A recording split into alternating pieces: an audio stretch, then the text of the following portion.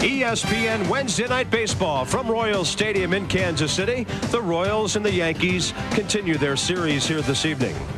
Welcome to beautiful Royals Stadium. Bob Carpenter with a man who started his major league career here, Buck Martinez. But the ending of a major league career makes news today, Buck, as Steve Howe is finished, and that really adds to the problems the Yankees are already having. Well, Buck Showalter didn't need any more bad news. He's got Jesse Barfield on the deal. Danny Tartable's not in Kansas City as he's with his wife and their first child. And Roberto Kelly's not available after getting hit by a pitch last night. But the thing about the Yankees, it looked like they were going to have an offensive machine rolling as they scored a lot of runs early. But at that time, they weren't getting any pitching. Now they're getting good starting pitching, but they're not scoring any runs. And overall, they're losing because of it. Now, the Royals are going in a different direction. The 1-16 start, the month of May that saw them play 500 ball, and they're even better in the month of June. But you had kind of an interesting comment early in the season from Hal McRae. Well, in spring training, I went to Hal McRae and asked him if his club was ready. He said, nope, we're going to file for an extension. We need 10 more days, and he was right on. They went 3-17 the first month, and they just didn't play well. They need to shore up the defense a little bit more, but they're getting some pretty sound pitching right now. Teams will wrap up this series tomorrow. The Yankees have been on the road for 2 weeks. They can't wait to get back to New York Friday night. But a lot of action remains in this series as the Royals won it last night. The two teams match it up again this evening here at Royals Stadium on ESPN Wednesday Night Baseball. Back to Kansas City, and if the sky behind the first base grandstand looks dark to you, that's because it is very dark out to the east and the southeast here. They've had rain throughout the afternoon here. In fact, just moments ago, there was another downpour. They got the tarp on. They've now taken it off. We'll be a few minutes late starting here, probably about 5 minutes or so, but it's really cooled things off from the heat and humidity the Midwest has been under for the last week or so. A look at the spacious ballpark here and a check of the standings will show an interesting fact about Major League Baseball. There you see Toronto's record of 42-28. All the first place teams in baseball are within one game of each other, the four divisions that is, of having the same record. Now the Yankees are 8.5 down, but Buck, those Milwaukee Brewers have been playing great, and they usually don't do it until after the All-Star break. Well, Bob, it's important for the Brewers that this time, for the first time in several years, they've got a healthy pitching staff, and they're really taking advantage of it under their new manager, Phil Garner. 36-31, just 4.5 games back. The Orioles and the Toronto Blue Jays seem to be shadowing each other as they work their way through this first 1/3 of the season, and the Milwaukee Brewers have a very good offensive ball club, and they play a National League style of baseball where they steal a lot of bases. They can generate runs without an advantage of hitting an awful lot, but they have a pretty solid starting rotation now that should keep them in the race. Red Sox have lost 6 straight. Indians have lost 4. As we shift to the West, right now the best streak in that division is Minnesota with 4 consecutive wins. White Sox have done that as well. Oakland continues to hang tough at the top of the division, but now Minnesota's got it down to 2 games, and Texas a rainout last night. They're 4 back. Well, the Rangers are going to hit, but it's just a matter of how long their pitching can keep them in the race. The Kansas City Royals, Hal McRae's goal at this point is to get back to 500 by the All-Star break. That will not be easy to do. They started 1-16. Since then, they've gone 28-23. Yankees are tied in the American League 9th in hitting with Chicago and Texas. Andy Stankiewicz, the leadoff man at short, Deion James in center, and Don Mattingly at first. Mel Hall in left field with Danny Tartable back home. The DH is Kevin Moss. The right fielder is Jim Leyritz, who doesn't play out there much. Matt Noakes batting 7th and catching. Charlie Hayes to follow. And Mike Gallego is the second baseman batting 9th, as tonight the Yankees will face Kansas City's 27-year-old right-hander Rick Reed. Reed is a control pitcher, and Hal McRae was impressed with his ability to throw the ball over the plate. Just 3 walks in 18 innings of work, and he likes that because that will keep the defense on their toes, and that's how he's going to improve this ball club, by pitching and defense, and he's got to shore up the defense. Royals have been struggling defensively. Statistically, they're the worst in the league, and only Texas has made more errors than Kansas City. Hal McRae has made some adjustments since back in spring training when he hoped to have a pretty good defense. Mick Reynolds moves from right to left. Brian McRae still an outstanding center fielder. Gary Thurman has taken over in a platoon situation in right field with Jim Eisenreich. Greg Jeffries has been okay at third base. He's had a couple of defensive lapses, but they've come in bunches where he's played poorly for a couple of games, but overall he's played very well. Rico Rossi plays short as the Royals continue to try to find a defensive shortstop that can play on this AstroTurf field.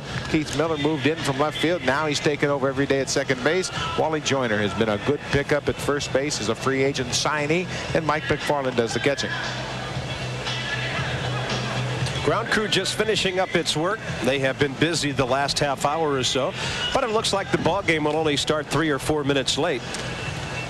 Showers moving throughout the Kansas City area today, and we're just about ready. Those are the busiest guys in town right now.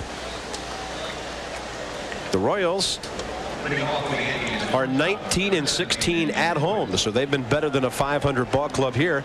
And the Yankees playing the 13th game of their 14-game road trip with a record of 5-7. They'll play a day game here tomorrow, be back home on Friday.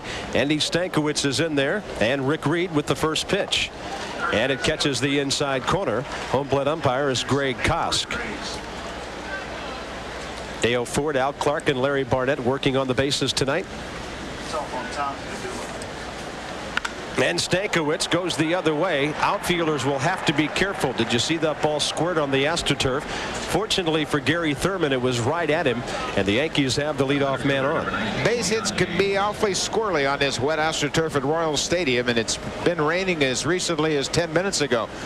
So the outfielders are going to have to play kind of defensively out there to keep the ball in front of him. Reed's going to give up some base hits. He throws a lot of strikes. He's a 4-pitch pitcher: fastball, curveball, slider, and changeup. And he will put the ball in play, so that should keep the defense, especially on the infield, on their toes. Deion James is playing in center field tonight. Roberto Kelly drilled by a fastball last night up around the left shoulder blade. Not available for this one. Danny Tartabull is not with the ball club. Jesse Barfield's on the DL, so the Yankees only have 3 extra players tonight: Pat Kelly, Mike Stanley, and Randy Velarde. And this one is rocked into the corner. Stankiewicz around second. They might send him here in the first inning. He's around third. Clete Boyer waves him home, and the Yankees with 2 hits take a very quick 1-0 lead. Deion James, his 8th RBI of the year, as he doubles for the 4th time on the season. Stankiewicz scores all the way from first base, and the Yankees jump out on top. Take a look at the swing by Deion James. Hits a pretty good pitch down and away from him, and he hooks it by Wally Joyner all the way down into the corner. Gary Thurman plays it very well, but he has to play it awfully cautiously. Let's have a look at Stankiewicz around third, gets the go-ahead from Clete Boyer, checks the relay, and comes across to score. Yankees on top quickly. Mattingly the hitter, and a good changeup. Reed will throw a straight change. He had Don way out in front of that one. Mattingly looking for his 38th RBI, and he's working on a 6-game hitting streak. 8 hits in his last 25 times up there. Deion James came into that quick at bat hitting only 164, so he gives his ball club a big lift in the first inning. Took something off again. Mattingly's in the hole, 0-2. It's a real makeshift Yankee lineup tonight. Mattingly has hit second some lately. He's hit further down in the batting order. Mel Hall is the cleanup man tonight. And then Kevin Moss. 3 pretty tough left-handers in a row. Now we'll see if Mattingly can shorten up and make contact and at least get that runner over to third with nobody out. And Reed didn't miss by much with the fastball. Well, Mattingly is such a good hitter. He knows that he will gladly sacrifice this at bat to advance the runner. Yankees have had a tough time scoring runs lately, and he wants to try to get James at least over to third base. 1 ball, 2 strikes the count. Rico Rossi in behind Deion James.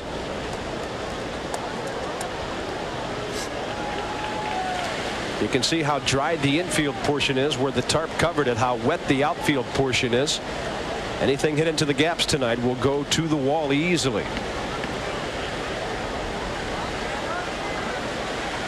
Mattingly, base hit to right field, right in front of Thurman, who really took a chance on that ball.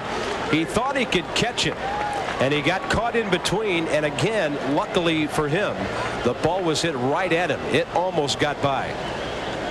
Now the runners are at first and third with nobody out. Not a bad pitch at all. It was out on the outer half of the plate. But look at Thurman. He really gambles and just catches a break as he gets the ball in the webbing of his glove. James has to hold up to make sure the line drive's not caught. And then once it's safely on the turf, he moves over to third base. So the Royal bullpen will have to get busy soon. They're starting to stir. Nobody's throwing yet. Mel Hall, the hitter. And he pops one up. Out behind second base is Rico Rossi. And that's the first out.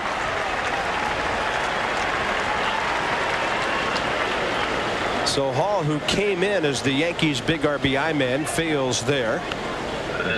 Reed will now go after Kevin Moss.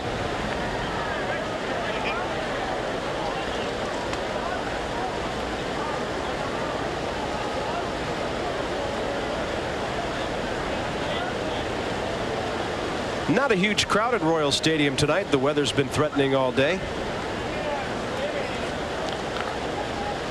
Kansas City averaging 22,246 at home. And Kevin Moss steps in.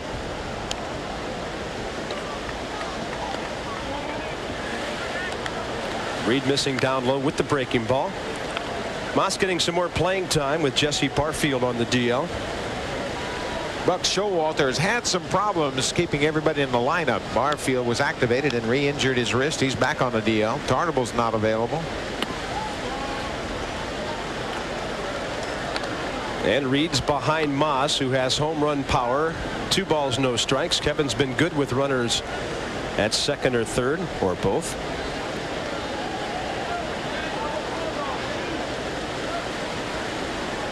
Deion James at third. Don Mattingly at first with 1 out, a run in, and a good changeup by Reed. Well, Reed is the type of pitcher that he doesn't have a dominant pitch. He has to throw all 4 of his pitches, and he has to spot them. So the hitters will like to be patient, make up their mind to sit on one pitch or the other, and then wait until they get it from Reed. And the 2-1 pitch. Fastball is in there.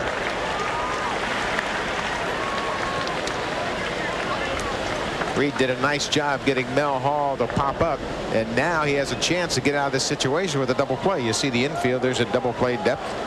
A couple of guys that have a tendency for the double play. Mattingly, not good speed at first base, and Moss doesn't run that well and hits the ball sharply.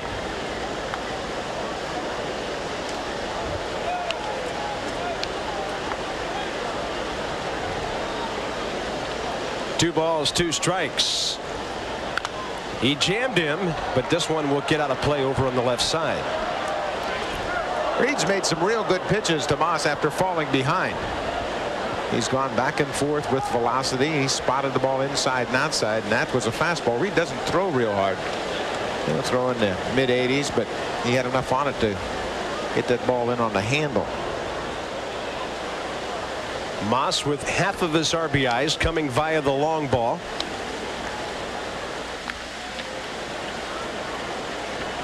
With Mattingly being held by Wally Joyner. A lot of hitting room over on that right side.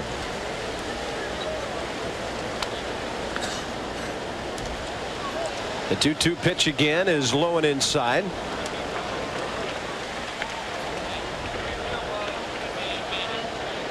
Buck Showalter's team has a chance to break even on this road trip if they can win this one tonight and then grab the finale tomorrow, when Scott Sanderson will throw against Mark Gubicza tomorrow afternoon. We'll see if Showalter will have Mattingly moving with 1 out and a 3-2 count.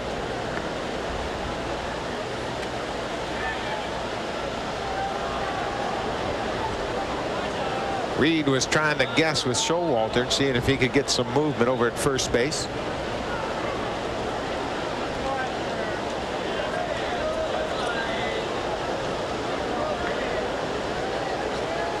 The full count pitch is way up and outside, and that loads up the bases with 1 out. 4 of the 5 Yankees up there have reached base, and the phone has just rung in the Royals bullpen. Al McRae will send Guy Hansen, the pitching coach, to the mound to have a talk with Rick Reed.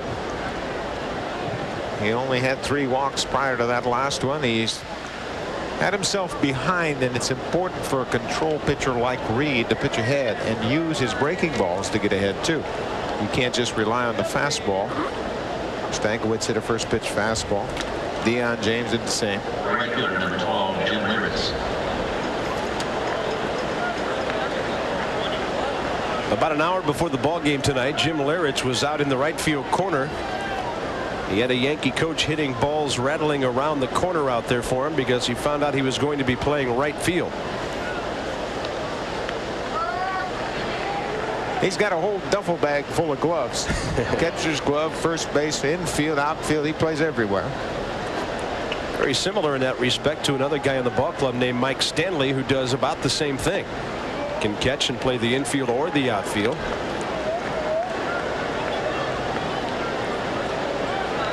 Leyritz with a count of 1 ball, no strikes. He's hitting .320. He's really been tough on left-handers this year. He's hit a couple of big homers for the Yankees. He has a big RBI opportunity here, and he pops it up out into center. We'll keep an eye on Deion James as McRae runs in. He's got momentum on his side. Runners coming home, and the throw bounces behind him. The Yankees take a 2-0 lead on a sac fly by Jim Leyritz. McRae was not that deep out there, but he didn't have a whole lot on the throw. Wasn't a very good throw at all. That certainly wasn't the type of fly ball you expect to score on. Leyritz didn't hit it that well, didn't get it that deep. But they challenged McRae's arm. Let's have a look at it. He popped it up in shallow center, and McRae has his momentum going towards the plate. James tags up, but look at his throw. Not much on it, and it tails up the line. No chance for McFarland as James comes across.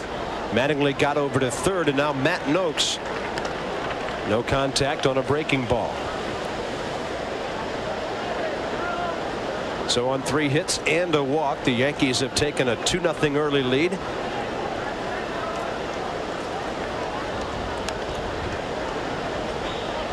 And a tailing fastball off the glove of Keith Miller. That will score another run. Over to third goes Kevin Moss, and now it's 3-0.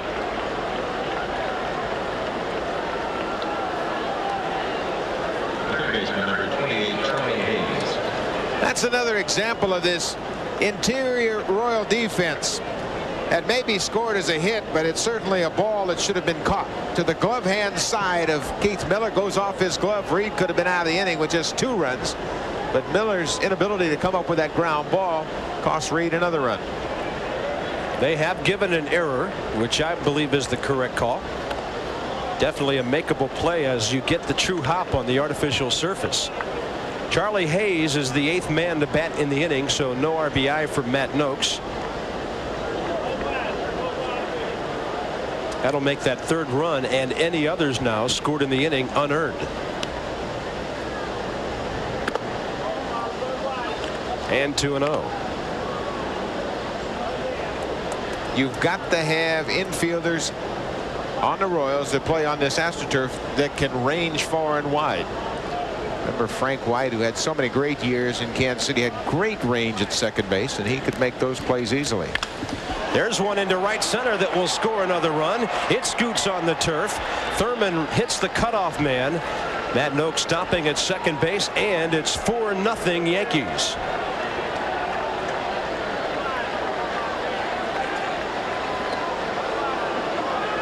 Charlie Hayes with a good piece of hitting here. Inside out's the pitch over Keith Miller's head into right field. He picks up the RBI. And the Yankees have jumped out to a 4-0 lead here in the first inning. 4 hits, a walk, an error, and a sacrifice fly. Mel Hall, the only man who was retired without moving runners around. And it's all happened on 22 pitches by Hal McRae's right-hander Rick Reed. So it's happened very quickly as the Yankees have jumped all over him early in the count. Now the 9th man to bat is Mike Gallego.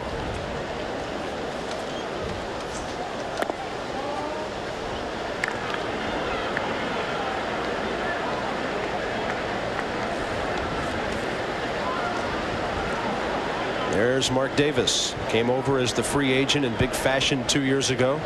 Things have not worked out well for him here. And Clete Boyer, the old third baseman, easily handling that one. Still got those good hands, doesn't he? Great Yankee third baseman. I had to laugh the other day. Tim McCarver and Mike Shannon were talking about the 1964 World Series. When Kenny Boyer hit the grand slam in Game 3, Clete shook his hand as he ran by.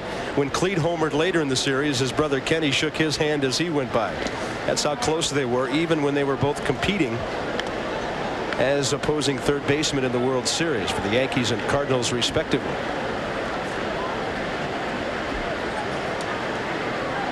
Two balls and a strike to Gallego with runners at first and second. Two down, 4 runs in, 2 of them unearned, and fisted Gallego pops it up. McFarland has it. 9 men bat in the inning. Yankees get 4 runs, and that's how the ball game gets underway. Well, the Yankees are out on top, and the Royals, who are hitting at the second worst pace in the league, only the Red Sox at 244 are hitting less than KC's 247. They've got a long way back in this one already. The Royals 13th in homers, 13th in hitting, and 8th in stolen bases. Keith Miller is the leadoff man. Greg Jeffries gives them that Met flavor at the top of the order. Then Wally Joyner and Kevin McReynolds. George Brett, the DH, batting 5th. Mike McFarland is the number 6 man, followed by Gary Thurman, Brian McRae, and Rico Rossi. Tonight, the left-hander for the Yankees, 25-year-old Jeff Johnson, who's been back and forth between New York and Columbus quite a bit. A couple of different trips for him to Columbus, the AAA ball club for the Yankees. He started out in the rotation and didn't fare well. They demoted him to the bullpen and eventually down to AAA. But he's got a good arm. Live fastball, good slider. He'll throw down and into right-handers. He throws a curveball, but not too many of them. And he's got a good changeup. He will have to try to get that breaking ball over early in the count to keep them off the fastball, which is not a blazing fastball, but he's got decent movement with it and should get some ground balls. That's something we can look for early. And the Yankees defense, despite all the switching they've done, especially in the infield, now the outfield, a little bit better statistically than people would expect with all those changes. Well, they have played fairly well. Hall in left field has done a nice job. Deion James gets to start with Roberto Kelly unable to play tonight. Jim Leyritz has moved around, as we've mentioned. Charlie Hayes, with his good soft hands over at third, has really shored up that position. Andy Stankiewicz has been a pleasant surprise at shortstop. Free agent Mike Gallegos, the second baseman. Mattingly and Matt Noakes behind the plate. And behind the umpire, Hal McRae. His team needs to do some hitting tonight, and they need to do some early against Jeff Johnson, who's been known to be a little meek, they say, against right-handed hitters. This guy is a pitcher who is sometimes reluctant to pitch inside. Keith Miller's numbers, good on base average of 371. He's played in left field, now pretty entrenched at second base. But right-handed lineups have been sitting on this guy's fastball because he has not been working inside to right-hand hitters too much.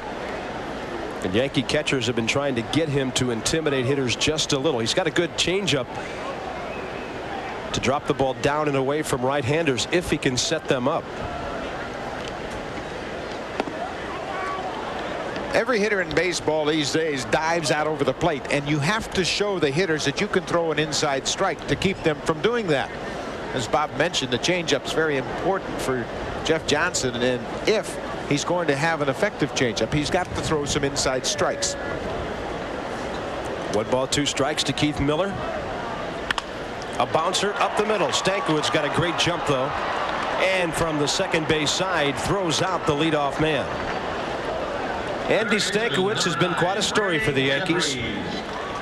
He's basically come from nowhere to not only make this team, but he's really become a spark plug of a leader on this club. And he sure has. And he shows great range there as he goes to the first base side of second base and makes a fine play. He wasn't even on this roster to start the season, and was it not for an injury to Mike Gallego, he might not be here in the big leagues. And he's the reason Gallego's now a second baseman. Here's third baseman Greg Jeffries.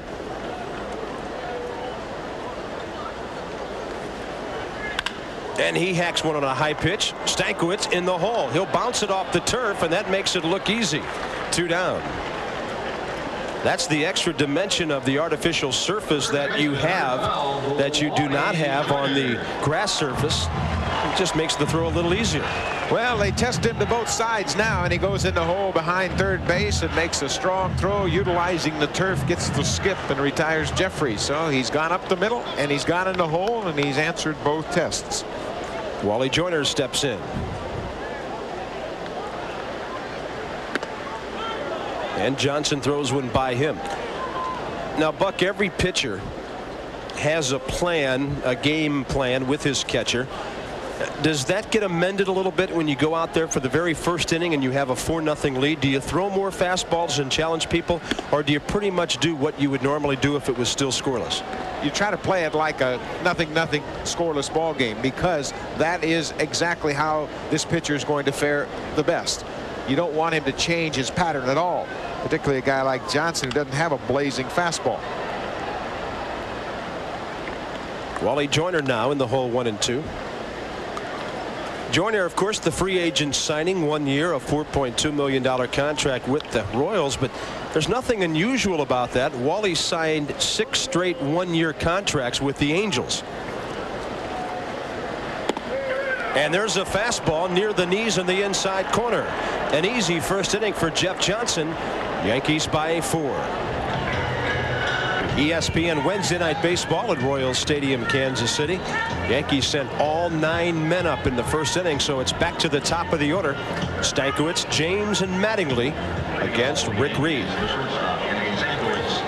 Yankees start the night tied with the Red Sox, 8.5 back of Toronto. The Red Sox have lost 6 in a row, though.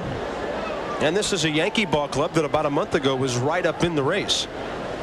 Buck chronicled their problems during our opening segment tonight, but this guy hasn't been part of a problem all year long. Stankiewicz, first pitch hitting again right into the glove of Rick Reed. Well, Reed's going to have to come up with another pitch to throw over on strike 1. Yankees are all over his fastball on the first pitch. Take a look at this shot by Stankiewicz. Right back to Reed, who has a real good fielding position, throws the glove up and retires Stankiewicz on that liner. And you might have seen that Baltimore-Milwaukee score. That's a big series in the AL East. It's Milwaukee against Wegman at County Stadium tonight. And Deion James, the hitter. National League scores. We'll keep track of the NBA draft for you as the night goes on. Braves won again today, 5-0 over the Giants. Boy, Atlanta has been something. The Braves have now won 5 in a row again. 2-0 to Deion James, and a good fastball to the outside corner.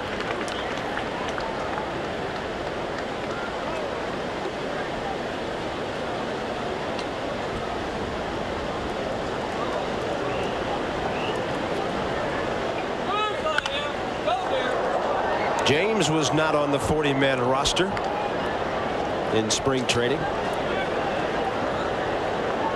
And the Yankees have needed him at various times with all the injuries Jesse Barfield has had. It's not been a good month for Roberto Kelly in the injury department.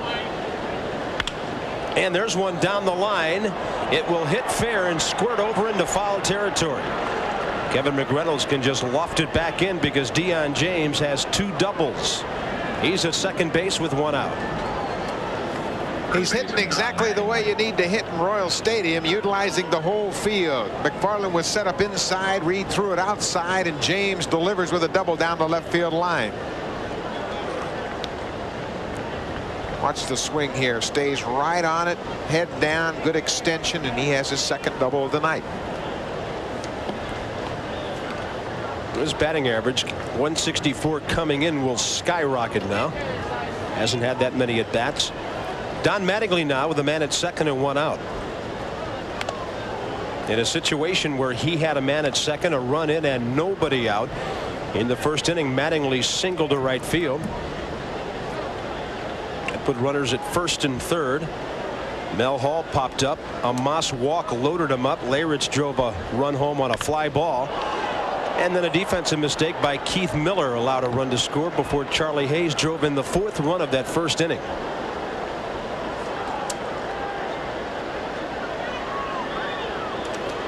Ball and a strike now to Don Mattingly.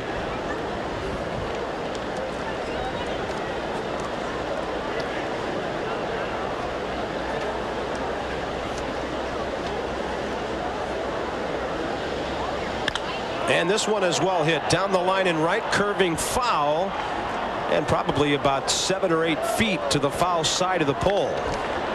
Mattingly making a bid for his 9th home run.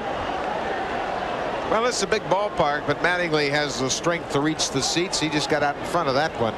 Now Reed, who reacts so well to hitters' reactions, you can see it was an outside pitch. Mattingly hits that top hand over and pulls it just foul. What you need to do now as a pitcher is throw a little bit slower pitch to have Mattingly even further out in front, maybe get him to pop up. McFarland setting up outside. Pretty good tailing fastball. Mattingly knew it was close enough to be swinging. A lot of times what that fastball will do after a hitter like Mattingly has pulled the ball foul is bringing back into fair territory. Just enough velocity that he'll time it a little better, but Reed had good location on it, had pretty good movement down and away. Mattingly now with a 7-game hitting streak.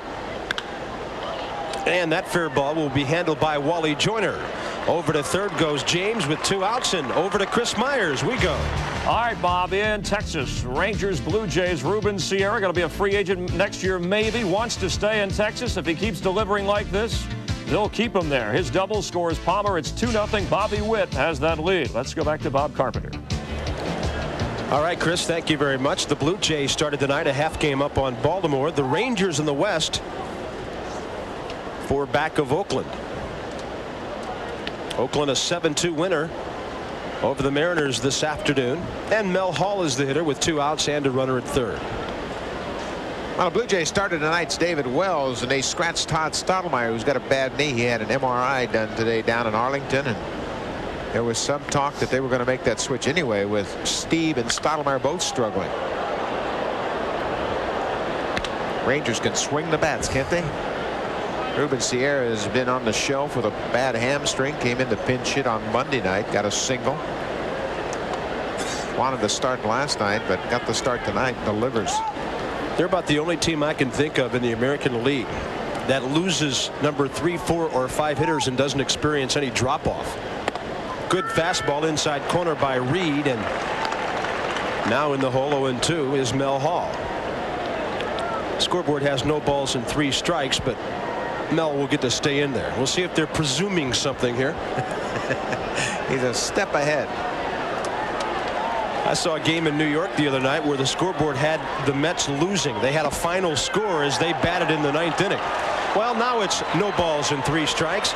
Mel Hall gone. Yankees strand their 3rd runner, but in the middle of the 2nd, they lead by 4.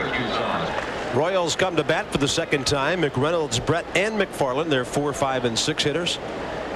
Welcome back to Kansas City, where the home team trails by 4 early. Kevin McReynolds has had an up-and-down season, hitting 189 early. Then he went on a 16-game hitting streak, a career-high hitting streak. Had lost his cleanup spot and then got it back. Comes in here hitting 251. His previous high had been 15 with the Padres back in '85. In the hole quickly, and a little chopper. It'll require Charlie Hayes to charge it, and it is a foul ball according to Greg Kosk, the home plate umpire. That was awfully close, and Hal McRae is going to go out here and check with the ump to make sure he called it correctly. Charlie Hayes was standing right by the bag. It's the home plate umpire's call until the ball gets to the bag. Let's have a look at it. Charlie Hayes is standing in foul territory. It's still fair right there, and then he swipes it out of the way. He had a pretty good angle on it. Let's take another look right here. Watch that ball. As long as it stays fair there, it has to cross the bag at that point. That was awfully close. Tough to tell from that angle, but Hal McRae is going to go down there and check it out. That ball, I think, hit his glove and then hit the base. So the fact that it hit the base is really not relevant. It's where the ball was when it hit his glove. And Hal McRae now will talk to Larry Barnett. He's asking Smokey Garrett, the third base coach, and Larry Barnett if the ball hit the base. Barnett said, hey, it's not my call. It's Koska's call. It's not my call. A little bit of discussion going on. Larry Barnett's the crew chief. Al McRae saying, hey, man, that hit the back of the base. Of course, if it hit the back of the base, it would be a base hit. Another look at it. It's fair right there by about 10 inches. Charlie Hayes watches it, hits it with his glove, and then you really can't tell where it goes. Tough to tell right there. Watch his glove. Off the end of his glove. And then may have hit the backside of the bag, but he had touched it. If he touches it in foul territory, that makes it a foul ball. Exactly. And then it doesn't matter if it hit the base or not. Anyway, it's a count of 0-2 still on Kevin McReynolds. The ball was fair, if we're reading Hal's lips correctly. That's what he said. Craig Koss would probably agree with that for about 85 feet or so. Here's a good angle right here. Watch that ball. Charlie Hayes hit the ball foul. Looked like he deflected it a little bit. Very tough to call. Umpire has the best angle. Al McRae didn't win the argument, but he's not satisfied he was wrong. And Kevin McReynolds still in the hole. No balls and 2 strikes. Since he was hitting 189, Kevin's gone 32 for 95. That's a 337 mark. George Brett is on deck. And Johnson misses outside with the fastball. When they made the deal with the Mets to bring Jeffries, McReynolds, and Keith Miller here, they felt that they had 3 good hitters that were going to hit. They got off to a slow start, but McRae was confident that they would hit. This one is chopped right at Charlie Hayes. Backs him up. Long throw. 1 out. And here's Chris Myers. All right, Bob, the Indians trying to end a 4-game losing skid playing in Chicago, and Thomas Howard gets one through the left side. Glenn Allen Hill and Sandy Alomar Jr. score. They add a run and have the lead 3-1. Scott Scudder against Greg Hibbert. Let's go back to KC. Some of you folks might see that game in our Wednesday night matchup next week. Scudder and Hibbert on the mound. White Sox have won 4 in a row, as we mentioned, but they're 8 games out after Oakland won today. George Brett with 2,892 hits. He's got some work left to reach 3,000. May not be able to do it this year. George has 56 hits in 223 at bats. Hit one a long way here last night that hit the wall on a fly out between the 385 and 410 marks in right center. But he's always been a great hitter for this ballpark. A gap shooter.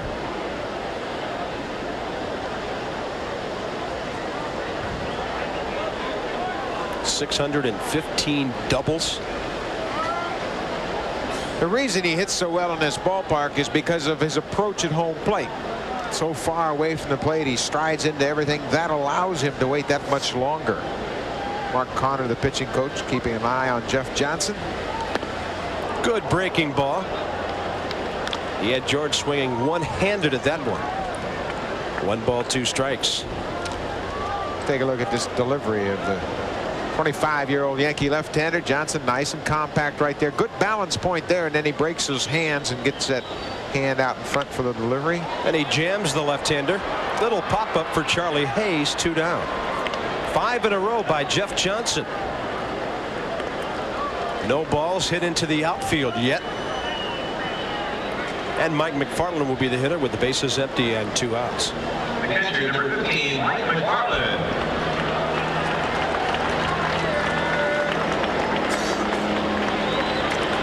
Royals have had kind of an unusual catching situation this year.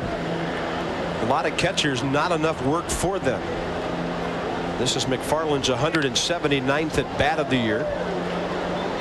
Brent Maine has been up there 63 times, and Bob Melvin, who's proven himself to be a more than capable backup for a couple different ball clubs, only has 48 at bats, and he's not real happy with that, but he doesn't know what he can do about it. This chopper up the middle, not able to be reached by Stankiewicz, and the Royals have their first base hit. First time we've heard from the crowd since the end of the national anthem.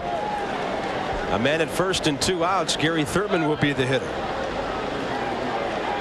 Well, they haven't had a whole lot to cheer about, particularly after a 1-16 start, but the Royals are trying to win them back. They've played much better lately. McFarland with the first hit of the night, trying to spark something with 2 outs here for the Royals.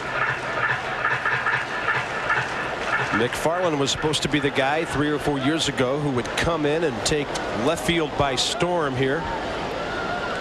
A player of great speed, a punch hitter.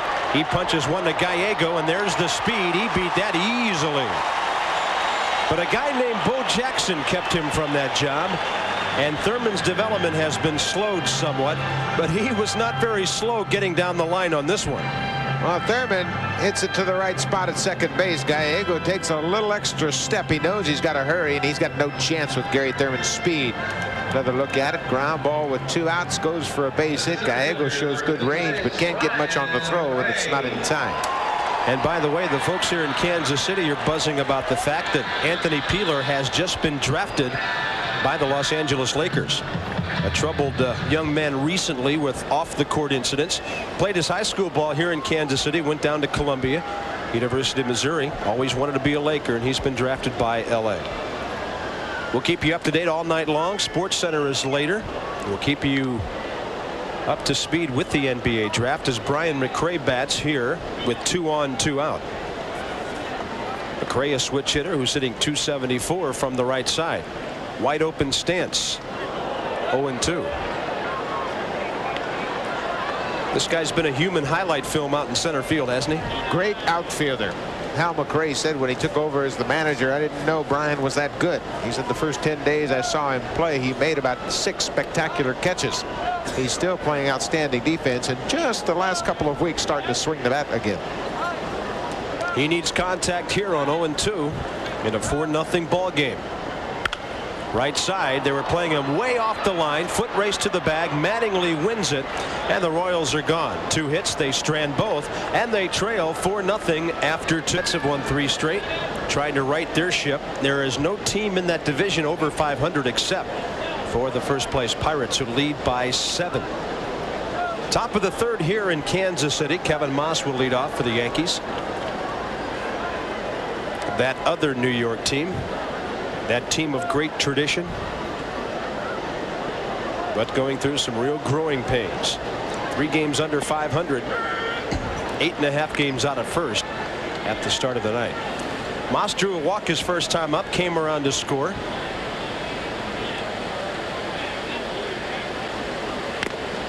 Good tailing fastball by Rick Reed.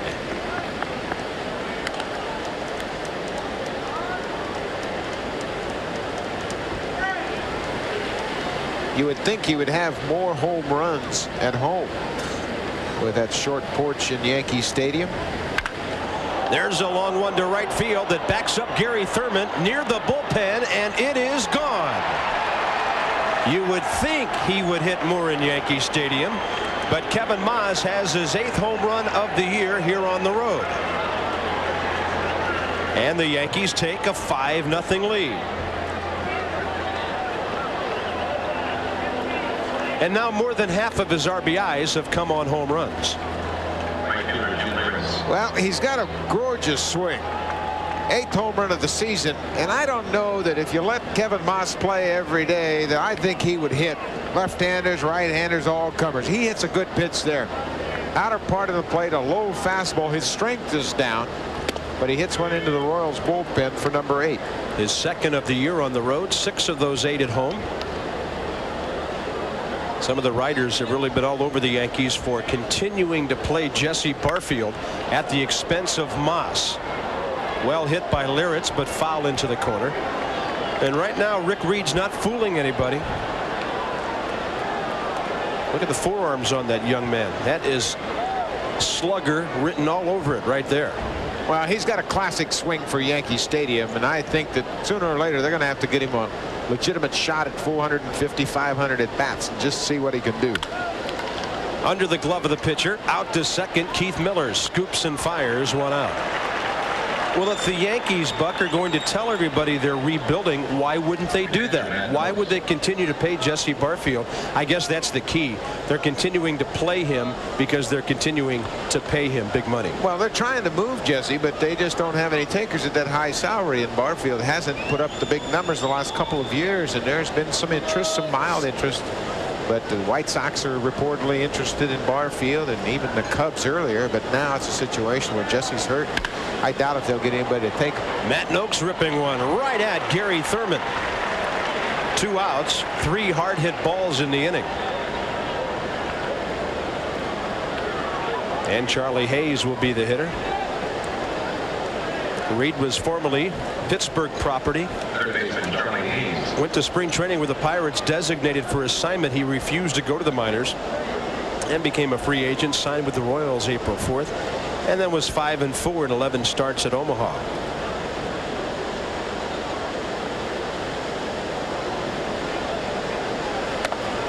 And the fastball to Charlie Hayes in there.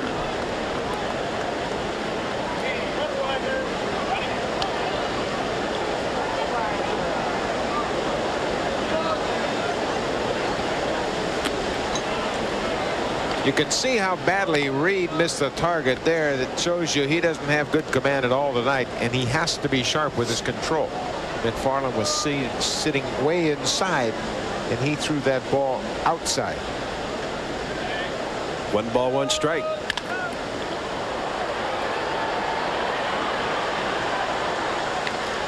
Yankees, though, appear to be satisfied with what he's done at third base so far. Hayes in 67 ball games has made 6 errors over there.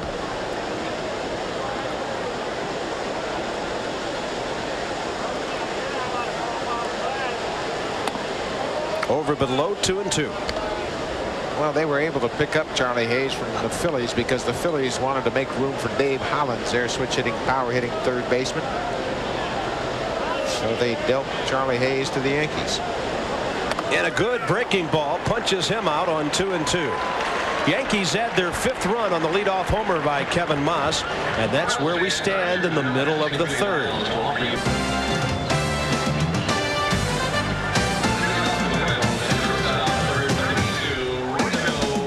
From Kansas City, ESPN Wednesday Night Baseball continues. Not good for the home team so far. Royals left 2 in the last inning, and they trail by 5 as Rico Rossi bats to lead off the bottom of the 3rd inning. And Buck, everybody in Kansas City knows the Royals are looking for a shortstop. Rossi's come in hitting .198. They've got Terry Shumpert playing short at Omaha, but they may have to do a little wheeling and dealing to get a shortstop in here. Well, they're certainly looking around, trying to come up with an AstroTurf type of shortstop, somebody with good range.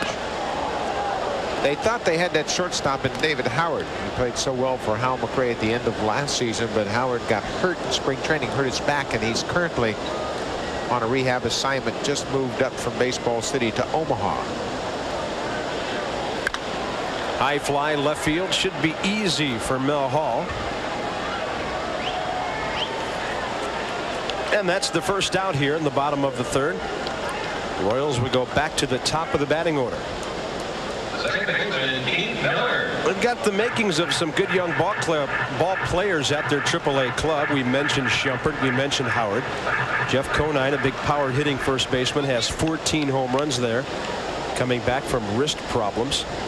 I guess he's a bit of a hedge for the Royals if Wally Joyner goes elsewhere. Keith Miller grounded up the middle, and Stankiewicz cut it off first time up and threw him out.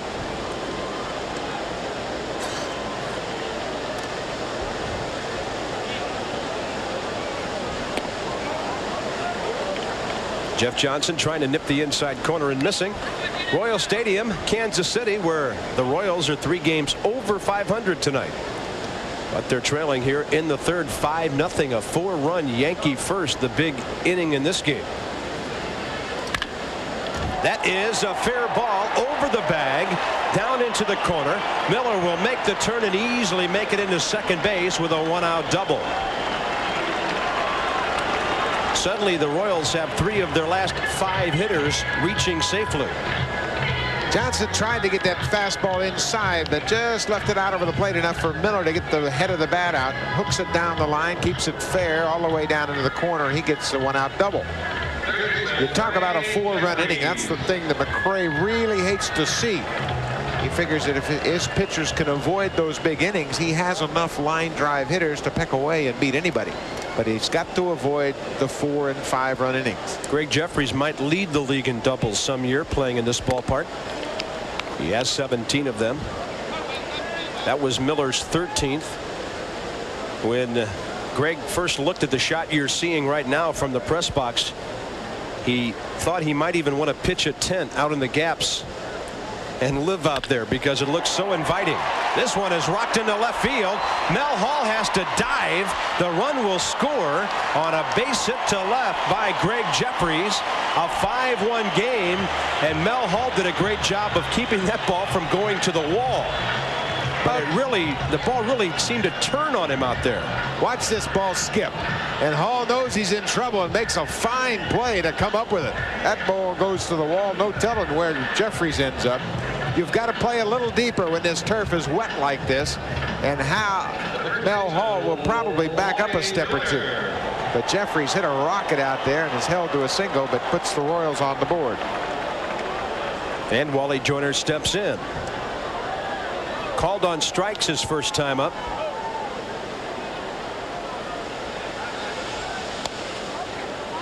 Jeffries doesn't run a lot, but he's been successful when he does. He's stolen 6, has not been caught.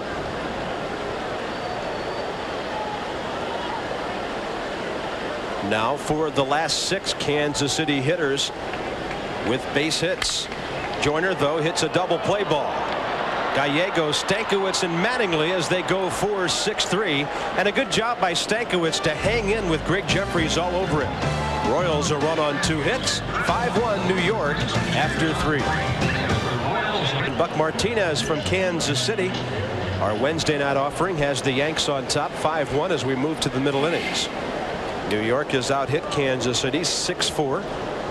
Teams traded runs in the 3rd, but the 4-run inning in the 1st. The difference right now. Mike Gallego saw a pitch up. Strike 1 to him. Gallego struggling with injuries early. Just now getting his at-bat total up over 100 for the year. This is his 109th at-bat of the season. That's just a few more at-bats than a person might get in spring training, but Buck Showalter didn't have Gallego last part of spring training into the first month and a half of the season with a sore tendon on the bottom of his heel. He was really slowed up by that, so he's just going through a mini spring training. And the count goes to 1-2 on the foul ball. Back to the press box. Interesting how Gallego has adjusted. Originally was signed as a shortstop by the Yankees, and with his injury and Stankiewicz coming on, he's taken over at second base. 1-2 pitch. Breaking ball that just hung high and inside. 27-year-old Rick Reed with a record of 1-2, his 4th appearance, his 3rd start, and he was rocked early. He jams Gallego, who pops it up out in front of the plate. McFarland, and with his back to the mound, makes the catch, and that's 4 in a row now for Rick Reed. As a catcher, you would just as soon have one of the infielders on the corners come down and make that play. That's really not that easy a play. You've got to run way out in front of the home plate area. Twilight still here, not an easy ball to pick up, and the first baseman and the third baseman have a much better angle to make that play. This ballpark's been around for a while now. Visually, probably one of the top 2 or 3 most pleasing parks in Major League Baseball. It's just a great experience to go to a ball game here. It's interesting because the area around the outfield is so big. As you look up to Interstate 70 out there, it really gives you the feeling that you're playing baseball in the Grand Canyon or something. Whereas Baltimore, with the warehouse in right field and the double-decked stands out in left field, you feel like you're playing in a tin can. It looks that small. Well, the players think they're playing in Grand Canyon here too. It's a big ballpark, but it's a real good ballpark. Everybody thinks it's a fair park. Pitchers love to pitch here. Into the gap on an 0-2 pitch, and Thurman knocks it down. Stankiewicz makes the turn, but Gary Thurman stayed right with it to keep it in front. Andy Stankiewicz has hit the ball well 3 times tonight. 2 singles to right center and a line drive back to the pitcher. Remember this wet turf, and Thurman corrals it, gets it back to the infield. Look at the water splash as that ball goes up. And Stankiewicz, 2 hits and a line drive to the pitcher. He's been on everything tonight. I think that's going to be all for Rick Reed. There's a look at Thurman, who's made some fine defensive plays. Hal McRae with the long walk to the mound, and he's going to go get Rick Reed. He's up in the 60 pitch category already in just 3 1/3 innings. Hal's got the signal from the bullpen that they're ready with the reliever if McRae wants one. He just called for him. I think he called for him earlier. The umpire didn't see him. Mark Davis, the left-hander, working out of the bullpen now, will come on and try to keep the Royals back in this ballgame. Short outing for Rick Reed tonight. 3 1/3 innings. He'll leave on the short end of a 5-1 score. A former Cy Young Award winner is into the ballgame. Mark Davis, who has really struggled in his 3 years now here in Kansas City, started the season as a starter. Now to the bullpen. Well, the Royals signed him after that 44 save season back in '89 for the Padres, and he really hasn't thrown well since coming over here. Only 7 saves. They've tried him as a starter, and now he's working long relief out of the bullpen. Basically a 2-pitch pitcher, fastball, curveball. How did a guy with 2 pitches do so well in one league and not do well in another league, Buck? What happened? He lost confidence in his curveball. He threw it so well he could throw it any time, and that year that he had in San Diego, he threw that curveball all the time. He was kind of like Mitch Williams, load the bases and then strike out the side. He didn't care so much about walks, but over here maybe he felt the pressure of that free agent signing, a multi-million-dollar contract. Figured that he had to pitch better than he did the previous years, and it cost him nothing but heartaches. He's trying to work it out of the bullpen now. They tried him as a starter last year. Actually, didn't pitch that badly towards the end of the season. Started 5 games. He's behind 2-0 to Deion James. Did not pitch well as a starter this year, did Mark Davis. Deion's been Mr. Double tonight. He's got that batting average up to 187.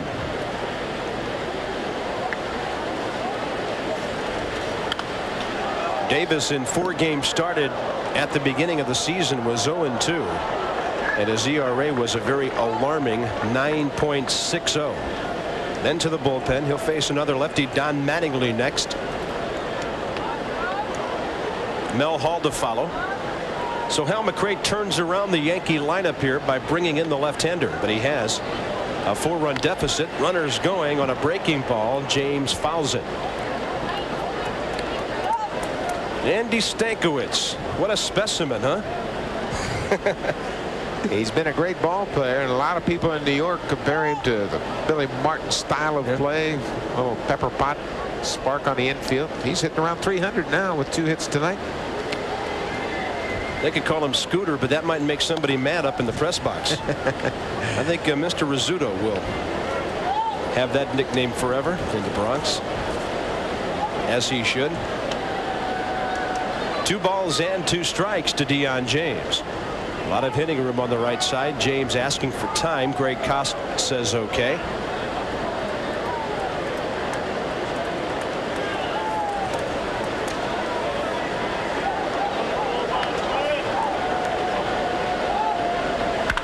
And this breaking ball is rocked way foul. You might have noticed on the sleeves of the Royals the initials JRB. Their team president, Joe Burke, a great baseball man with a 45-year career, distinguished service to the game. In fact, Joe was involved with both of these franchises, the Yankees and Royals. Passed away recently, and The Royals honor him. Fastball off the fists. A little flare down the line. Thurman over to get it. Stankiewicz over to third. And the Yankees continue to hit inning after inning. They've had at least a base hit in all 4 innings tonight. First and third, 1 out with Mattingly coming up. Deion James is trying to swing his way off of the interstate, hitting under 200, has 3 hits tonight. A double to right, a double to left, and now a single to right. 3 for 3, and he's off to a great start tonight. We're just in the top of the 4th inning. He's got 3 knocks already. He's on the hitting highway on his way to 200 if he keeps this up. And Mattingly with a base hit tonight as well. Don singled and scored a run in the first, grounded out in the second, and he has a chance for his 37th RBI. What does a lefty like Mattingly do against a left-handed pitcher, Buck, in this situation to make sure he gets the RBI and stays out of the double play? Try to go up the alley and left center. Your mind wants you to stay in that framework. That's your target area. Line drive over the shortstop. That'll keep you on that breaking pitch. You don't want to get too anxious and try to hook the ball against Mark Davis. You'll be out in front of the curveball.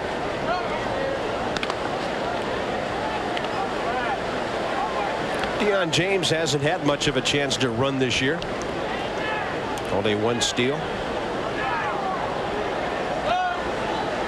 Outside target. Now they shifted back in a little bit. McFarland started outside, came back to the plate, and then Davis missed inside with the curveball. 2-0. It's awfully tough as a catcher to shift like that with a guy that's been struggling with his control. Really takes away from his concentration. Mattingly takes it straight up the middle in the air. McRae doesn't see it. Up there they are. He never picked it up. Miller had it all the way. Luckily it stayed on the infield. Now Brian McRae saying to Gary Thurman, where was that one? And Thurman says, don't worry about it. It was shallow enough for Keith Miller. And that's the 2nd out. And a good job by Mark Davis to retire a good RBI man. Twilight time at 8:46 in the evening Central Time here in KC. Mattingly pops it up. Stayed in the infield, but McRae threw up his arms just to say help. I don't see it, but it was on the infield. The infielders took care of it. Mel Hall the hitter.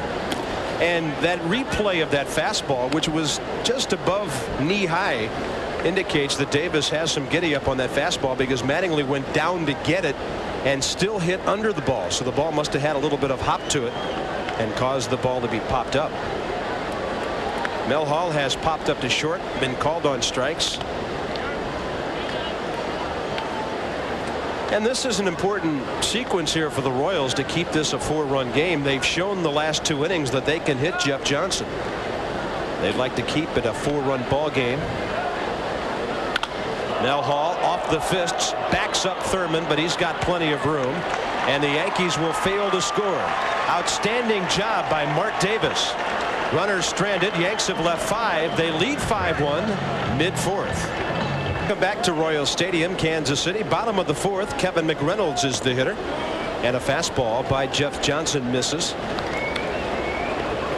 McReynolds, Brett, and McFarland for the Royals in the 4th inning. They've been out hit 8-4. Make it 8-5. Well hit. Deion James had him played that way, and the Royals put their leadoff man aboard for the first time tonight. But again, since there were 2 outs and the base is empty in the 2nd inning, Kansas City has collected all 5 of its base hits. Gorgeous sky overhead now here in the Kansas City area. Well, the Royals are not an explosive offensive ball club anymore. Brett has aged a bit. He's not the RBI force that he once was, but they can peck away, particularly on a wet turf like tonight where they can hit a lot of balls in the alley. George Brett the hitter.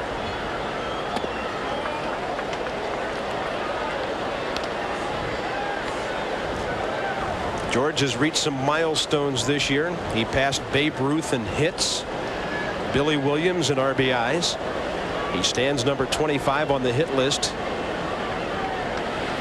and 35th on the runs batted in chart. Didn't really agree with that call by Greg Kosk. You know, it's amazing to think of what Brett has accomplished over his career. And his manager now has an awful lot to do with the style that Brett used throughout his career. Aggressive slashing style of hitting using the whole ballpark. Hal McRae came over in a deal from the Cincinnati Reds early 70s, and Brett loved his style and decided to play just like Mac.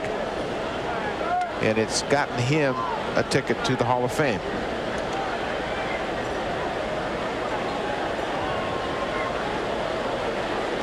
One ball, one strike. And a message of a fastball high and tight. 2-1. George slumping a bit, but he got a hold of one here last night and almost hit it out. Now that's the thing you don't want to see with a good hitter like Brett up there. That's the kind of pitch that wakes him up. And a fly ball left side. It will drift into the seats. I understand what you're saying, Buck, but is that a pitch that a pitcher has to throw to a George Brett? I mean, this isn't a guy you want leaning out over the plate driving the ball to left center. Yeah, but he is slumping right now. He's having a tough time. He's not really making good contact. 3 for 27 coming into this game. So you go ahead and throw the ball in the outer half the plate. If he wants to wave at it and hit a single, go ahead and let him do that.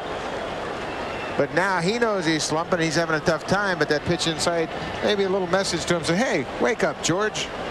2-2 pitch. And he had to be selective to lay off that one. Johnson did not miss by much. Royals have something working here in the 4th inning with the leadoff man on. A full count to Brett. And Mike McFarland on deck. Now watch Johnson go to the outside part of the plate here. And Brett will be right on it. Runner going, broken bat, flare into center, but it'll carry far enough for Deion James. So he got that ball to tail in on George just enough to get him down around the trademark. And Brett 0 for 2 with a couple of fly balls. They sit down next to Keith Miller. He's having a tough time figuring out what's going on right now. He had a real good game against Bill Kruger, a nasty left-hander, and since then hasn't been able to put any hits together. The young man to the right of George was the youngster who threw here last night, Hippolito Pichardo. Hippolito beat Melito here last night.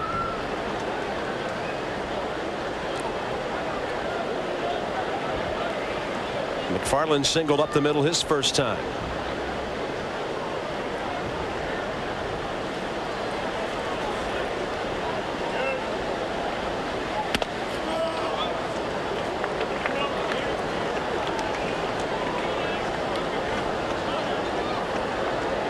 Johnson seems to be a little more selective, trying to be a little more deliberate with his pitches now. A little tentative. Early in the ball game, he was going right at him, getting ahead, right down the middle, using the movement on his fastball. This one well hit, but Stankiewicz has it with the backhand. Andy might have been able to reach that ball staying on his feet, but he had almost gone into his dive too early as the ball jammed McFarland and turned into a looping line drive rather than a real shot. Well, that's what will happen, because you see the big swing and you react to that, but then it's not hit that sharply. Sometimes players misjudge the velocity of that, and I think Stankiewicz got fooled on it, but makes the play. 2 outs. Gary Thurman, the hitter.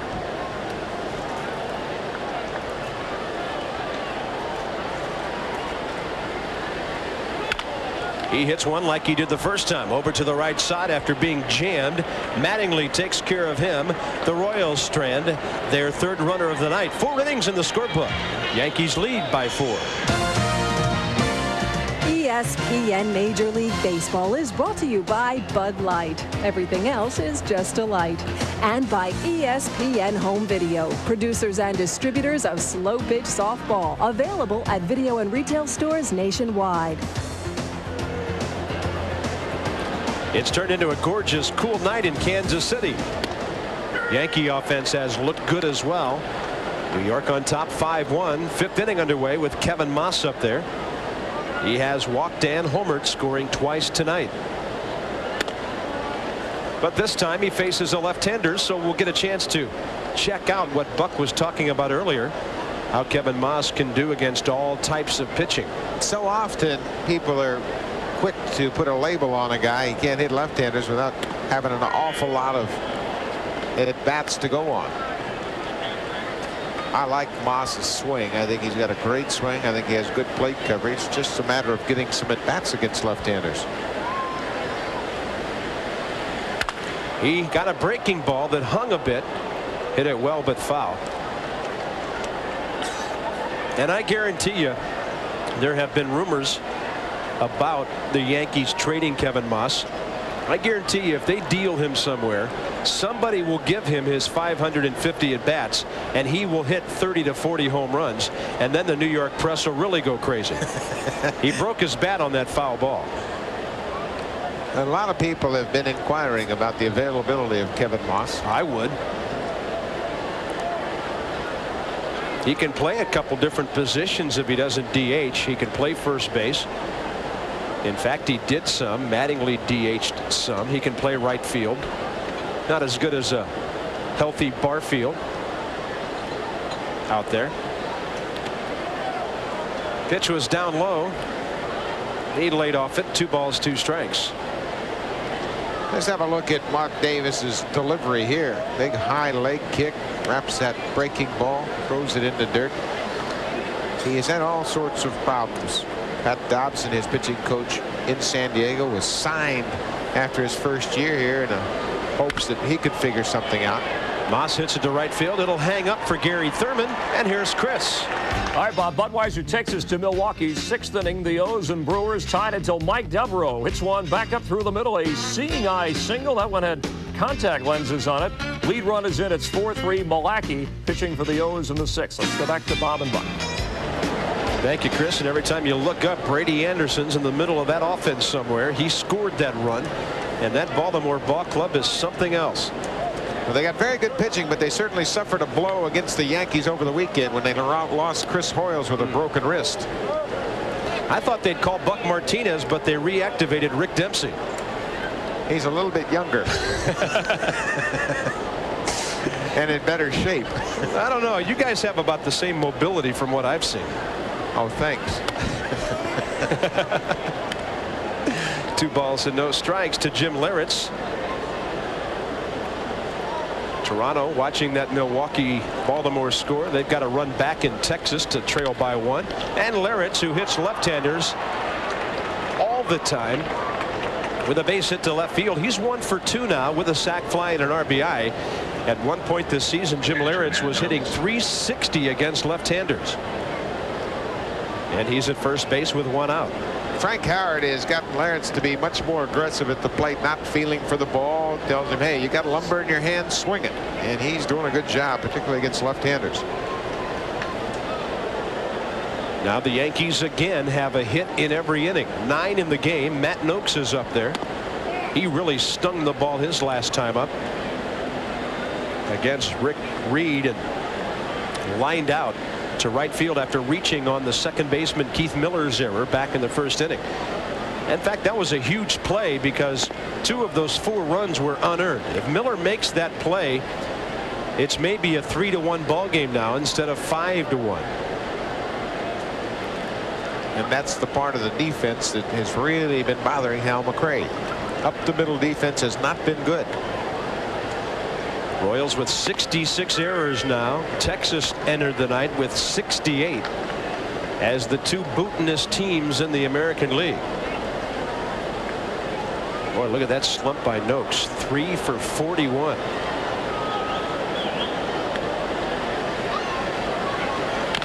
I think he needs some of that home cooking at Yankee Stadium, that short right field porch. He has really struggled on this road trip that is now in its 13th game. He's been able to maintain decent power numbers. 8 home runs and 21 RBIs, but he hasn't made that consistent contact that he would like to.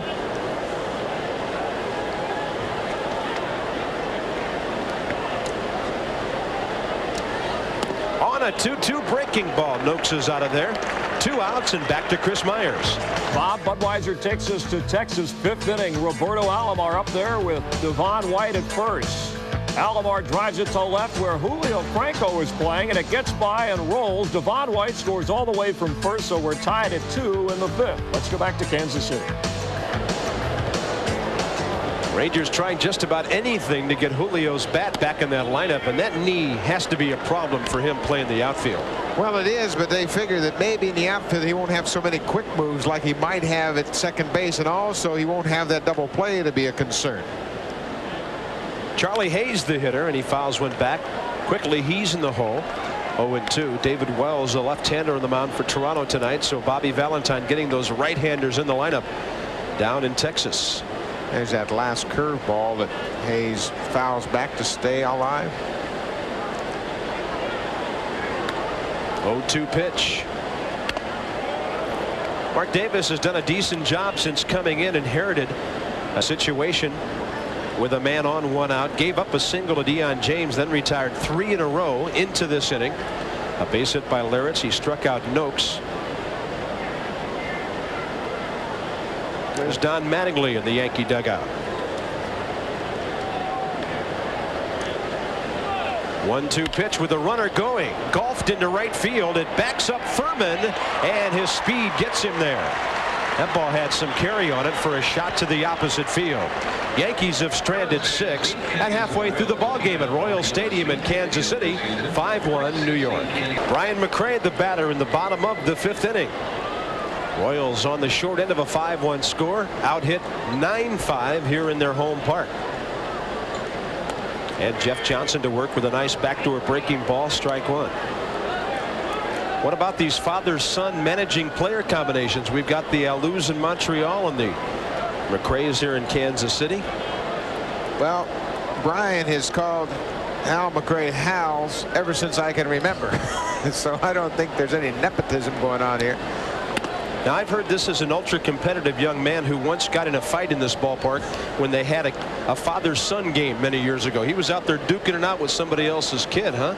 Well, George Brett was pitching in the father-son's game, and they threw at McRae, and he charged them out. He was about 11 then. If I remember a replay of that, there was a big pile of players on top of George. Every one of them. What a great hitter Hal McRae was. And a great teacher of hitting. He really understands the art of hitting and what makes you a good hitter. He's passing that on to everyone, including his son, Brian.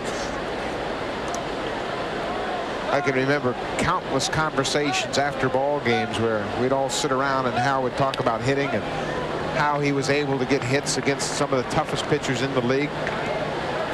And then say, you guys could do that too. Yeah, right. Maybe Brett could, maybe Otis and Cowens.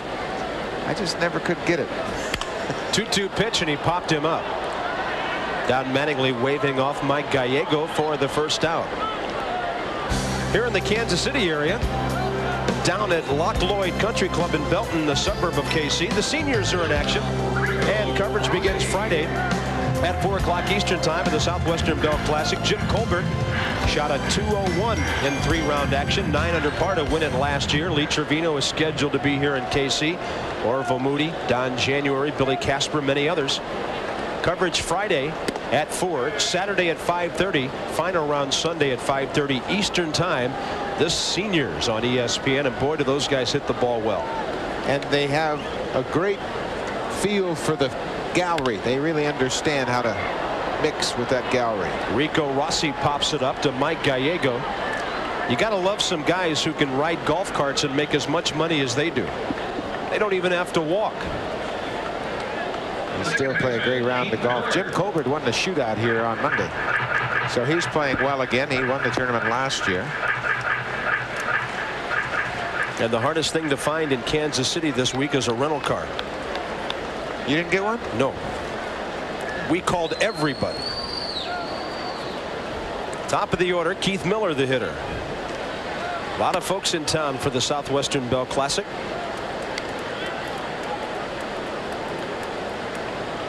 Miller 1 for 2 with a double and a run scored.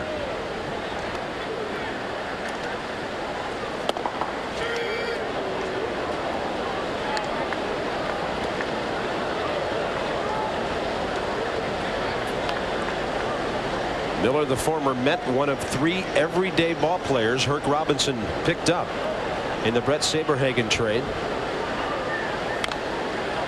I remember that day in December. It was a Friday. In fact, we were in town getting ready for an ESPN college basketball game over at Kansas. Jayhawks were playing DePaul, and we hit town, and this town was jumping mad about that trade. The call-in shows were going crazy about Saberhagen leaving for New York. Hal McRae wasn't real hot on the idea when he first heard about it, figuring he gave up a 2-time Cy Young Award winner, and he didn't think that that was a good move. But when he was told what they thought about it, 3 everyday players, you need to recharge the offense to customize this ball club, he finally agreed with it. That was a breaking ball low and inside. And when a ball club makes a major trade, 1 season does not tell the story. 2 years do not tell the story. This is a trade that will have to be measured over a 5 to a 10-year period for each of the ball clubs, the Mets and the Royals. Right now, Saberhagen is on the shelf and unable to pitch. So right now it's advantage Kansas City. If Saberhagen comes back after the All-Star break and wins 8 or 10 ball games, then everybody will be complaining around here about the deal again. But it's something you'll just have to wait a long time to make a judgment on. There's a guy looking for approaching storms from the Southwest. 3-2 pitch again. Well hit right at Stankiewicz on 1 hop, and he throws him out, and the Royals go quietly in the 5th. 6 in a row for Jeff Johnson. It's still 5-1 Yankees. All the draft news coming your way later tonight. Top of the 6th inning, Mike Gallego leads off and fouls one for the Yankees. New York has out hit Kansas City 9-5, leading 5-1.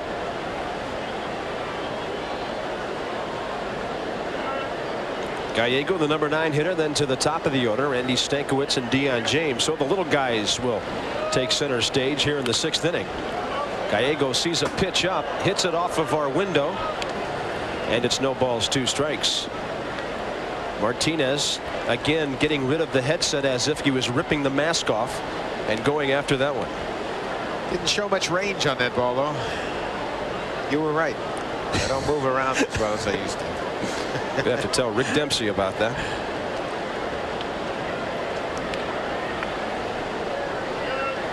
And Gallego on 3 pitches upstairs is gone. Here's Chris Myers. All right, Bob, Budweiser takes us to Texas. 2s all over the board. 2 out, a 2-2 pitch, and Bobby Witt throws it wild. And Roberto Alomar, who had tripled to tie, comes home with the lead run. The Jays have it 3-2 in the 5th. Shades of the old Bobby Witt. A little bit inconsistent. He's been throwing the ball for the most part pretty well this year. But those flashes from the past often come back to haunt him. And the Rangers, who once led 2-0, now trail. Well, Witt's got a little bit of a sore arm right now, and that may be part of the reason. This one is hit well by Stankiewicz. This guy is unbelievable. He swings early in the count. He's 3 for 4. The only time he's been retired was on a 60-foot line drive back to the pitcher. And you're looking at a guy who might come out of nowhere and be the American League Rookie of the Year. Certainly has a shot at it if he continues to swing the bat like he has tonight. You know, a lot of guys see him stand in there and think, oh, look at this little guy up there. I'm just going to throw a fastball right there. And he jumps all over it. Stankiewicz has a homer this year. He'll get a couple of inside the park homers playing in a place like this. The way he drives the ball, and he can run. Had a good lead out to almost the edge of the pit, and Davis stepped off. And oh yeah, the Yankees have another inning with base hits. They have hit safely in every single frame. 3 hits in the first when they scored 4. 2 hits in the 4th when they did not score. And single hits in the 2nd, 3rd, 5th, and 6th so far.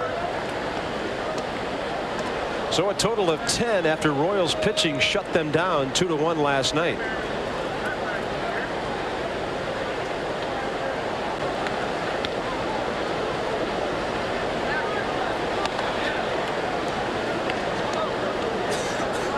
In a situation right now, you might think, well, why doesn't Buck Showalter use Roberto Kelly? Kelly's unavailable to play tonight. He could be used as a pinch runner, but he got hit by a pitch last night in the back of his shoulder. And there's the worst swing of the night. Dion had no clue on that big Mark Davis curveball. He's in the hole, 0-2.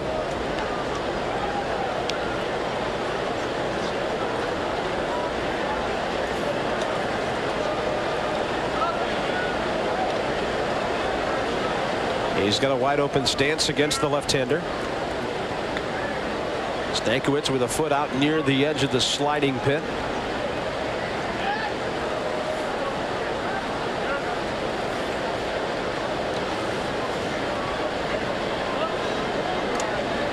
Looks like Cal McRae is satisfied with left-handers stopping the Yankees as Neil Heaton throws, and on that pitch inside, no chance at all for Mike McFarland to throw out Stankiewicz, who has his 5th steal of the year in 7 attempts. I don't think McFarland ever saw Stankiewicz.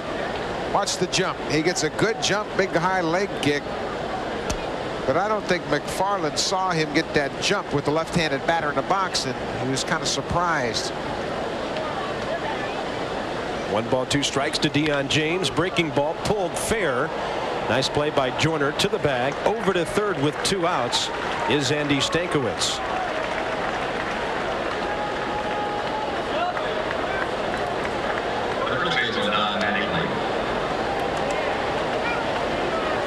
And Don Mattingly will be the hitter with 2 down. The fact that Heaton's throwing may indicate this is it for at least this inning for Mark Davis. He's in his 3rd inning of work. Mattingly with a single and a run scored in 3 trips. That's how busy the Yankees have been. Their number 3 hitter is up there for the 4th time, and we're only in the 6th inning.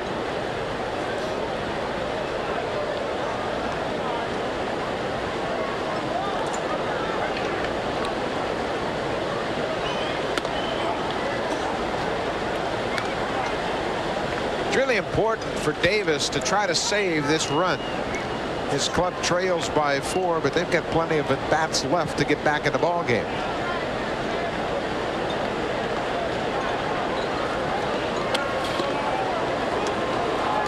McFarland scrambling to his left. 2 balls and a strike.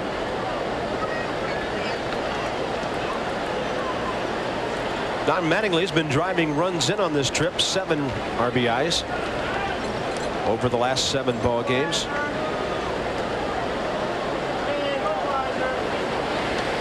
This one is rocked into the corner, foul.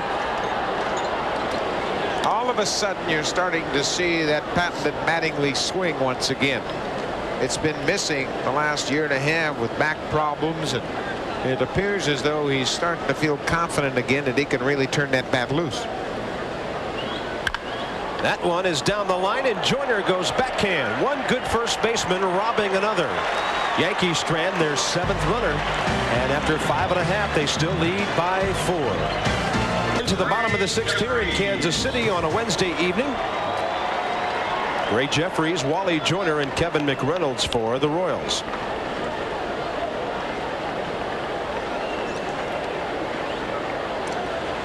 Jeff Johnson cruising, giving up 1 run on 5 hits so far. He has retired his last 6 hitters. But this has been an interesting frame for him this year, hasn't it, Bud? He's had trouble in the 6th inning of his ball game. It'll be interesting to see if he can get through here. Tough part of the lineup for the Royals. Jeffries leading off.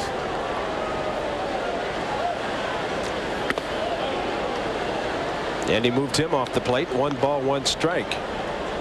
There's really no reason for him to be tentative tonight. He's had good command of all of his pitches all night long. And Jeffries pops it up. Mattingly and Gallego out. Mike's got the angle on it. And in short right field with the put away. And that's 7 straight now for Jeff Johnson. Jeffries 1 for 3 with an RBI. And Wally Joyner will be next. But Jeffrey not supposed to be hitting the ball in the air like that. He knows it as he flips his bat away. That is not his forte. You got to hit line drives in Royal Stadium. It's simply too big a ballpark to lift the ball in the air. That's why Joyner and Jeffries and Brett hit so well in this ballpark. They're line drive hitters that hit to all fields. This one to the shortstop. Stankiewicz, ever busy tonight. 2 down.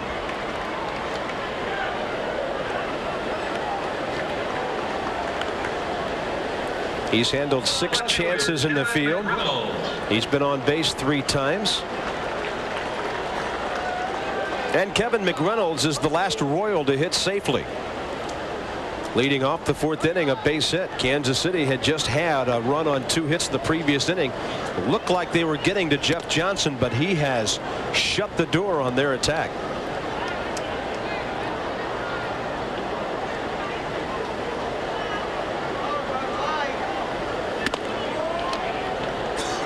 And McReynolds a power hitter, but he doesn't hit big towering home runs either. He's a line drive hitter. When you think back on his career at Shea Stadium, you think most of his Mets homers, they were line drives to left field, left center.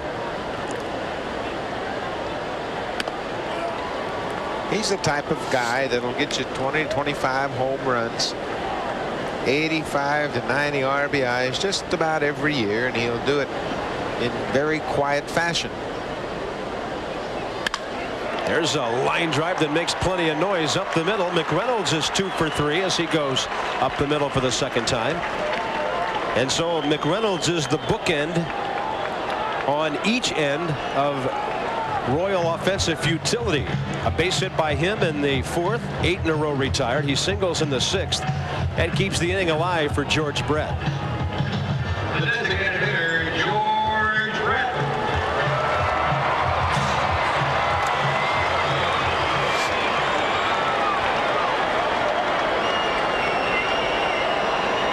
Brett's hit the ball in the air twice, 3rd baseman and to the center fielder.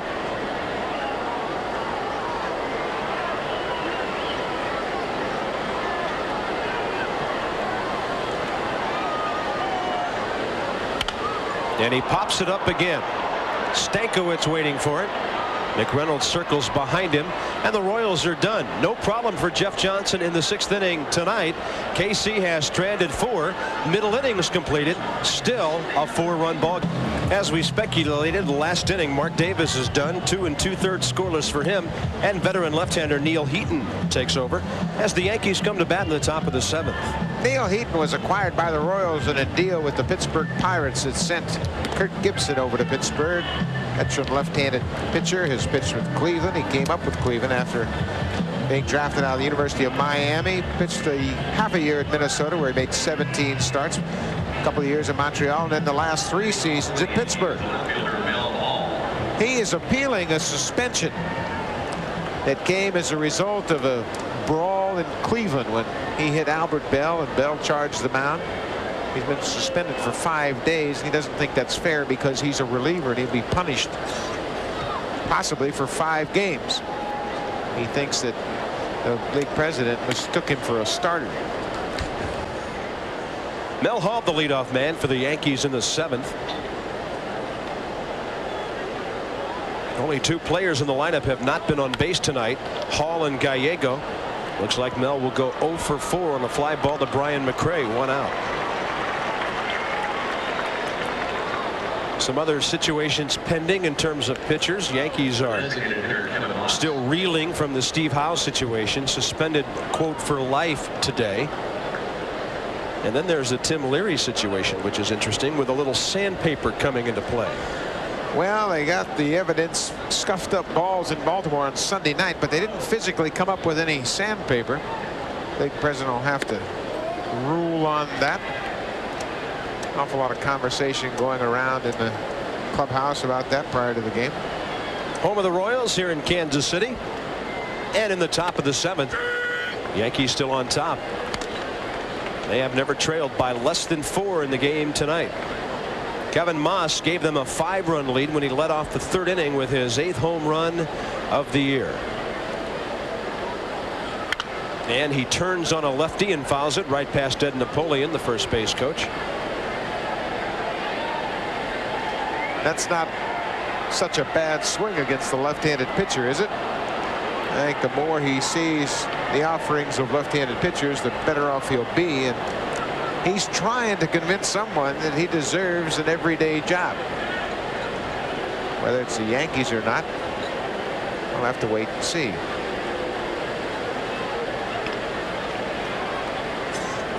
Here's the 1-2 and a fastball in the inside corner. Kevin knows it. 2 outs, and we know we're going back to Chris Myers. Thanks, Bob. Budweiser takes us to Milwaukee's 6th inning. Scott Fletcher off Mills and drops in the base hit to score Robin Yount. That ties the game. Both Darrell Hamilton and Cal Ripken have extended their hitting streaks, but it's 4-all in the 7th. Bob? Now there's a guy they call the Scooter, Scott Fletcher. How about the year that he's had there, basically coming out of nowhere, and that of Kevin Seitzer, the former Royal. 2 players that were let go by their previous ball club signed as free agents in Milwaukee, and have really made a contribution to a winning effort. Seitzer was here with Kansas City, and they felt he couldn't play any longer, so they let him go in spring training. Off the fists, and Larich has his second hit of the night. He got fisted, but he was strong enough to move it up the middle. So Jim Larich with a 2-for-3 night and a sac fly. And there's a reserve who came in hitting .320. Matt Noakes will be the hitter. Nice view from the upper deck on the right side. No matter what angle you check it out from, as the Cardinals won in Pittsburgh tonight, and that'll move the Cardinals within 6.5 of the National League East leaders. No matter where you're sitting in the ballpark, when you look out there, it looks like the biggest outfield you've ever seen in a ballpark. It may be. They have an awful lot of room in the alleys. Let's take a look at the last pitch to Matt Noakes. Neil Heaton with a slider down and away from him. Noakes goes after a bad pitch.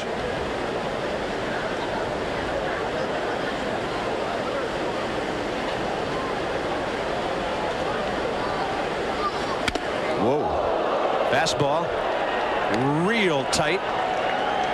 Noakes getting out of there. 1 ball, 1 strike, and this was scary. Really tough when you're trying to hang in there against a breaking ball, and the left-hander busts one up under your chops. You got to bail out in a hurry. That will tend to remove your right field stroke. He thought Noakes was out there trying to pull that first breaking ball with all that hitting room on the right side. As Joyner holds Larich with 2 outs here in the 7th inning.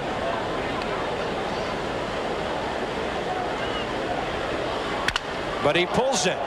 It is right on the line. And for some reason, Larich stopped at second base. He didn't know where the ball was, but there are 2 outs, and he has to keep running. He might have been able to score on that ball. We don't know for sure, but for some reason, he stopped at second base. Well, Matt Noakes countered that chin music with a base hit down the right field line, just inside the foul line. I don't know why Jim Larich stopped. There's no reason to stop here. He stops at second base, not really sure what the situation is. He didn't know how many outs there were or where the ball was hit. All you got to do in that situation is run. Let the coach send you back. Clayton Boyer reminding him of that.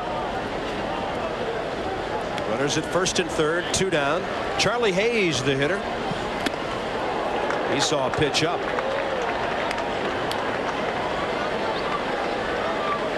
SportsCenter tonight will keep you up to date on the NBA draft situation. Baseball tonight to follow.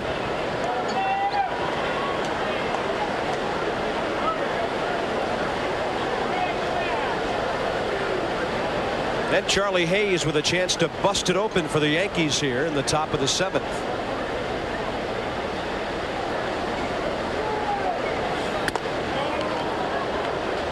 Heaton's thrown pretty well.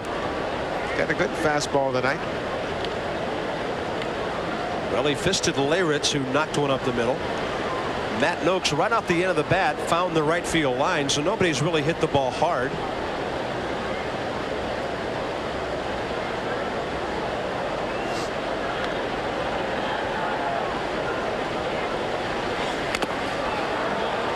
That one fouled off the shin guards of McFarland. 1 ball, 2 strikes. Heaton was upset last year when the Pirates kept him off their postseason roster. They had a couple of decisions to make, and they felt that They needed a right-handed pitcher more than a left-handed pitcher, and Heat was left off the roster. He was asked to stay with the ball club, but chose not to. And I can understand why he would choose not to. It's a difficult situation if you've been with a ball club all year long and then can't participate in the championship series. You actually feel like you haven't even been part of the club all year. 1 ball, 2 strikes. Chopper to third. Jeffries had to go backhand. He goes the short way to Miller, and the Yankees have now stranded 9 runners. Time for the folks to stretch in Kansas City. Yankees failed to stretch the 4-run lead. ESPN Major League Baseball is brought to you by Budweiser, the king of beers. With that clean, crisp, cold taste, nothing beats a Bud. And by new Crescent locking pliers. Get a grip on things with Crescent. It's getting very late for the Royals. They've been out hit 12-6 and a 5-1 Yankee lead as we go to the bottom of the 7th inning. Bob Carpenter and Buck Martinez at spacious Royals Stadium. Kansas City came in hitting only .247 on the year. Only the Red Sox with a lower batting average in the American League.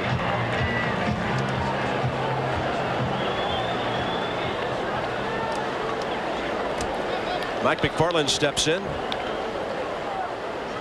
He's hit the ball well twice. A base hit up the middle in the 2nd, and a line drive to the shortstop Stankiewicz in the 4th inning. McFarland, Thurman, and McRae for the Royals in the 7th. He pulls it right at Charlie Hayes.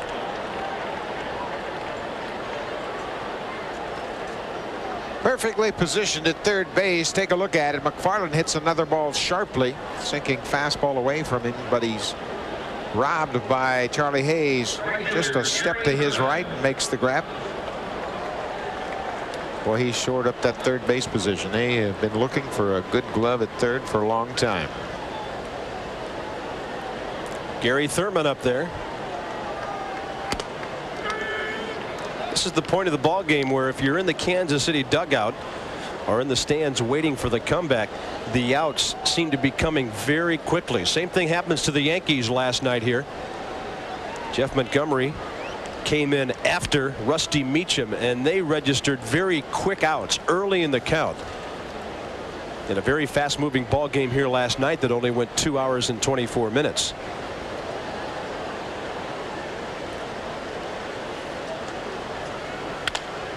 And a little half swing over to the right side. Easy play for Mattingly. 2 down. Gary Thurman's hit the ball over there 3 consecutive times. What a job Jeff Johnson is doing tonight. Changing speeds, utilizing that good sinking fastball, throwing a lot of strikes. And for the 2nd consecutive at bat, he gets Gary Thurman with a weak ground ball to Mattingly at first base. He has changed speeds very effectively and stayed ahead all night long.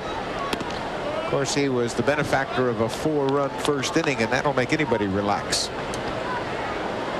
But there have been pitchers who've gone out to relax in that situation. 5 or 6 innings later, you'll look up and that lead will be gone.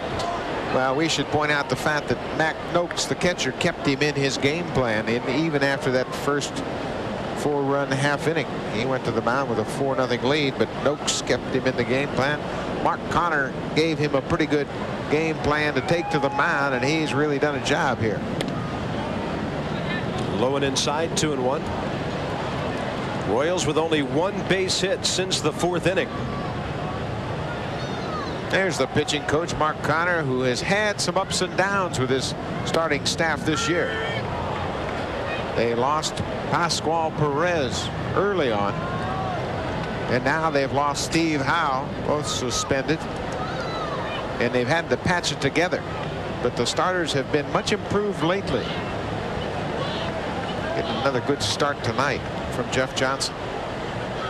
Now would be a good time for the Yankees to make some sort of move. A chopper on 2-2 will go foul. Red Sox lost their 7th in a row today, 5-1 to the Tigers. Yankees right now are 4 games behind Milwaukee for 3rd place. Baltimore and Toronto ahead, but none of those ball clubs, with the exception of the Brewers, has been winning 3 out of 4. They've been playing all 500 ball except for Milwaukee. I think that should alarm the rest of the league too, because the last couple of years you can remember how the Brewers finished up second half of the season. Right-hander Tom Gordon throwing for the Royals. He'll get some work in this ball game, it appears, though. 2-2 pitch again. And again, it's low and inside to Brian McRae. Royals desperately need base runners in the bottom of the 7th. Johnson with a good pitch total, 83. Not that many for this stage of the game. But he walks a man, and that is the first one he has issued tonight.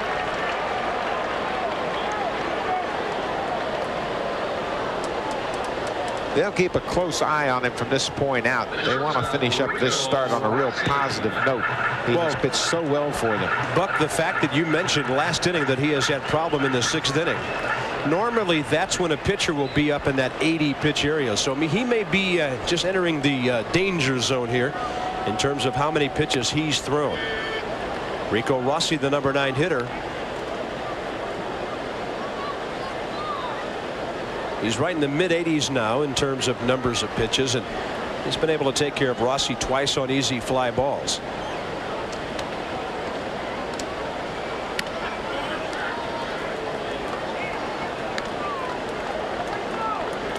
They're now in the 7th inning down in Texas. The Blue Jays still on top 3-2. David Wells and Bobby Witt. Minnesota beat California today. Oakland took care of Seattle in the West. And as we said, it was Detroit over the Red Sox. Stankiewicz now has to go to first. He lost his force at second, had plenty of time to throw out Rossi. Royals strand their 5th runner after 7. 5-1 Yankees. Tastes like a beer, cause it should, cause it's brewed like a beer. Of course it's good. Working out or working late, when you're thirsting for a break. Let's be perfectly clear, it's what beer drinkers drink when they're not drinking beer. O'Doul's. O'Doul's, the brew from Anheuser-Busch, with the alcohol naturally removed for real beer taste and only 70 calories. Anytime, anywhere, it's what beer drinkers drink when they're not drinking beer. O'Doul's. 5 hours in a balloon, how romantic. 5 hours? What about my diarrhea? Don't worry, honey. I brought the Fermitine. Still going. Nothing outlasts the Energizer. They keep going and going. Hey, fellas, have you seen what McCulloch's been up to? No, we've been on vacation. There it is. Hey, Barney, that's no chainsaw. It's too skinny. It's a McCulloch string trimmer. String trimmer? It cuts weeds and edges grass in places where a lawnmower won't go. Looks like a gas-powered golf club. Actually, it's more like a chainsaw for weeds. First chainsaws, now string trimmers. What's McCulloch going to come up with next? How about a road map? I think we're lost. A beaver is never lost. See the new, more powerful McCulloch string trimmers at your McCulloch dealer and put Mac to work. You demand the same things from your car that you demand from your budget. Both have to go more places, last longer, and work harder than ever. So get Walmart savings on the motor oil engineered for today's smaller cars. Castrol GTX. Castrol provides maximum protection against viscosity and thermal breakdown. And Walmart savings provide maximum protection against paying too much. Walmart. Always the low price. Always. The fastest way to stop athlete's foot itch. Absorbine Junior. The leading remedy claims relief in 24 hours. Absorbine Junior is guaranteed to take seconds. Absorbine Junior antifungal spray. The fastest. Guaranteed. ESPN Wednesday Night Baseball. 8th inning coming up in Kansas City. And this one has been all Yankees right from the first couple of swings in this game. Stankiewicz, James, Mattingly all hitting safely in the top of the first. Tom Gordon becomes the 4th Kansas City pitcher tonight. Their bullpen's done a fine job as the two lefties, Davis and Heaton, turn it over to the guy they call Flash. Well, Flash hasn't been too bright this year. He's 1-7. He has been roughed up. He simply has not thrown well. He made 9 starts early in the year, but he wasn't effective, and they had to put him to the bullpen. They're giving him a chance now to work out some problems, see if he can get it together. Good fastball and a great curveball, but he hasn't had command of either one many times this year. A couple years ago, this was one of the rising stars in the American League. I guess when you would look at young pitchers 2-3 years ago, this guy's curveball and that of Greg Olson in Baltimore, two of the most feared that there were. He missed with that one, 2-0. Take a look at Tom Gordon's motion. It's a new slider he's throwing right now. It seemed to be tentative as he went through with the delivery. And he's behind in the count, 3-0.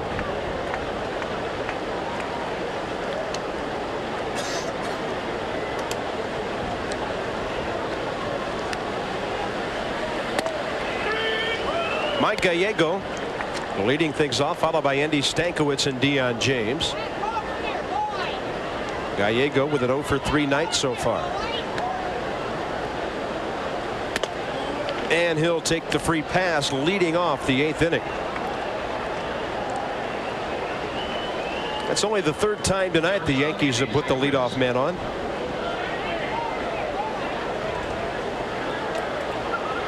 And here's the guy who has spark-plugged this offense tonight.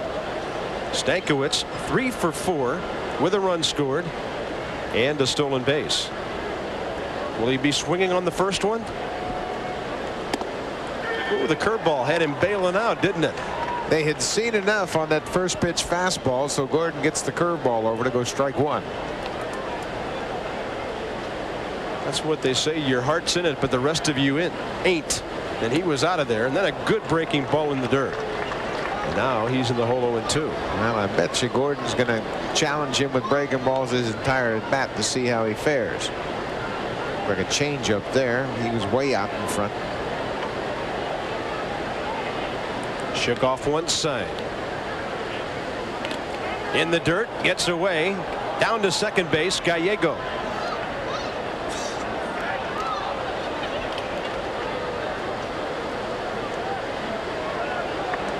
So whatever sign Gordon shook off of McFarland, the result wasn't very good. Looked like a little straight change. Something he threw in front of the plate. Goes for a wild pitch. Moves the runner down to second base. Gallego on with a walk.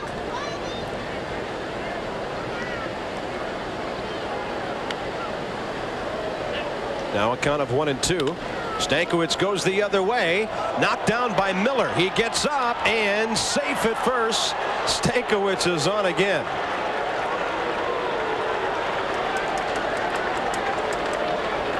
Over to third on the play, Gallego, so the Yankees have runners at the corners. Here's another look at it. He knocks it down. It actually goes off the heel of his glove. He gets to it, but can't get to his feet quick enough to throw out Andy Stankiewicz. Good speed. Stankiewicz has 4 hits tonight. That's the second play tonight where Keith Miller has overreached a ball. The error he made on Mac Noakes's grounder back in the first inning also hit off the heel of his glove. That's Stankiewicz's first 4-hit ball game of his career. He came in hitting .295, so he'll be right around 300 or over by the end of this game. Yankees with a chance to make this one into a laugher here in the top of the 8th. They lead by 4. They've out-hit the Royals 13-6. Stankiewicz at first, Gallego at third. They've got good speed out there, and Deion James is the hitter.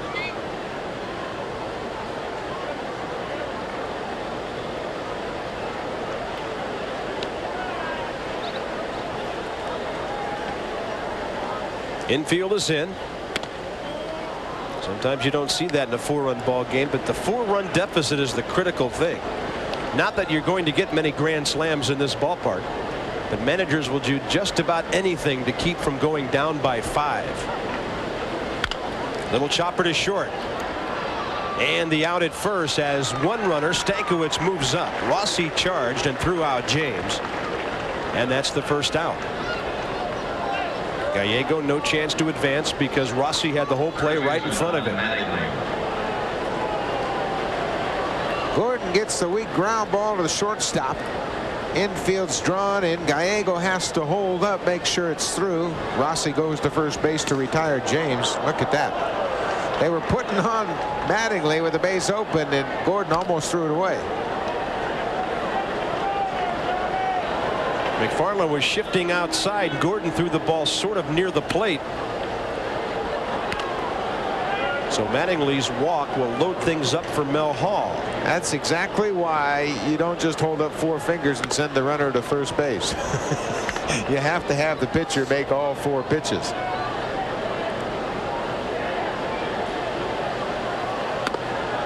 Double play set up. Force at every base set up.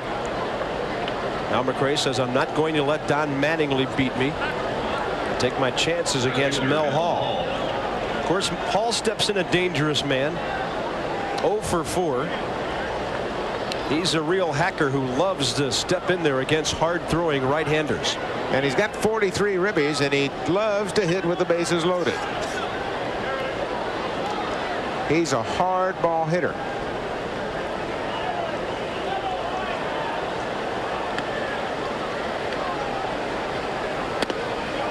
Fastball down low.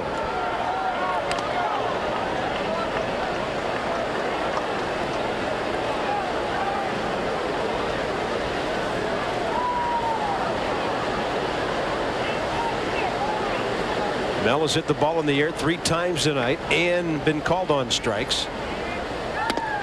He went down to get one, and it's 1 ball 1 strike. Over anxious there. He didn't get a good pitch. Gordon throws a sinking fastball down and away from Hall, and you can see not very disciplined as he got a little bit anxious with the bases loaded. You know, Hall's really come on late in his career. Last year 19 homers and 80 RBIs. This year 43 so far. 1-1 pitch. Inside corner up near the letters 1 and 2.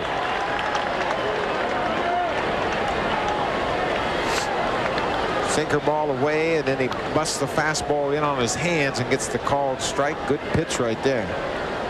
Now Hall's really got to shorten up. You can see how that fastball just locked him up. Nice job of framing the pitch by McFarland, who didn't let the glove move at all. I bet he learned that from Bob Boone, didn't he? You bet. 1 ball 2 strikes. And on a pitch away, Hall lifts it to left center, deep enough to score the run easily. Nick Reynolds puts it away.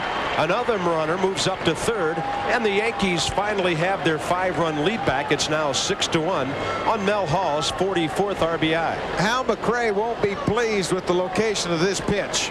It's up and away, just exactly what a hitter wants with 2 strikes. All he's trying to do is slap it the other way to bring that run home.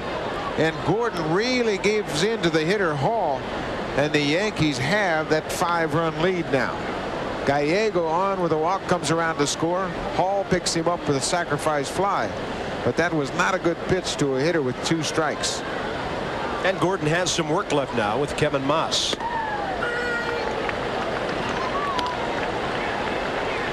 Moss a 1 for 3 night with his 8th homer of the year, his 21st RBI.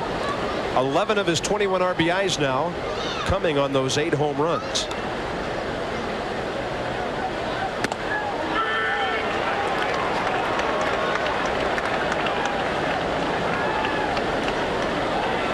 And quickly in the hole, 0-2.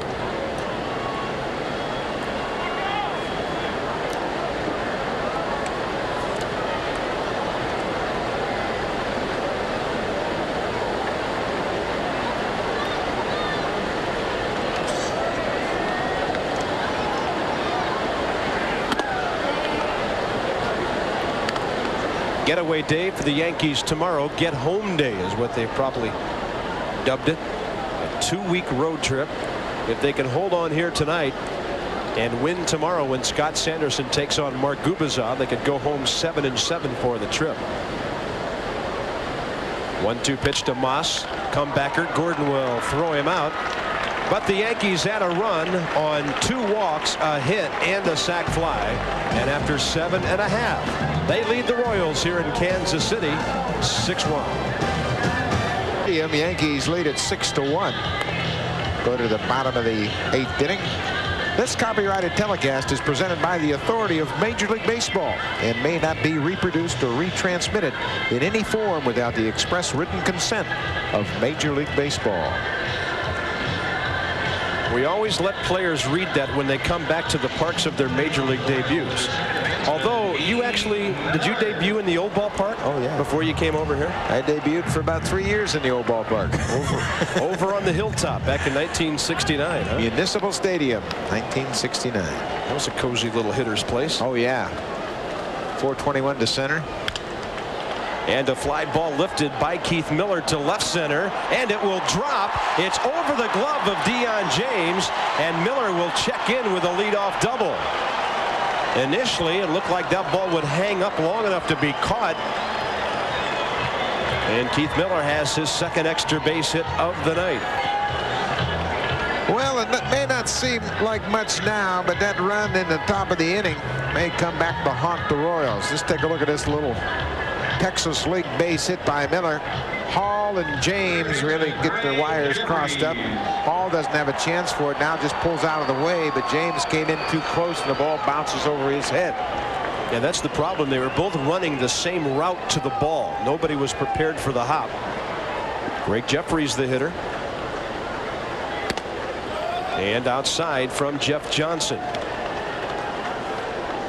Yankees have a lefty and a righty throwing in the bullpen. We know the left-hander is Greg Cadaret. John Habian would be the right-hander out there.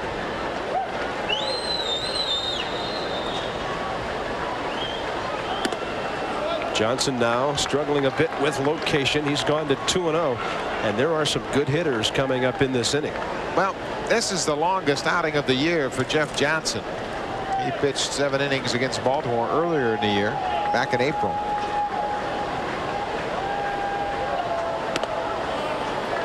Taking all the way, Jeffries works it to 3-0. There you see the Yankee bullpen. Habian's the right-hander, Greg Cadaret the left-hander. Mark Connor going to go out and buy some time for that bullpen to get heated up. Boy, even the coaches are wearing those Erickson socks now. Ball players are such a trendy group, aren't they?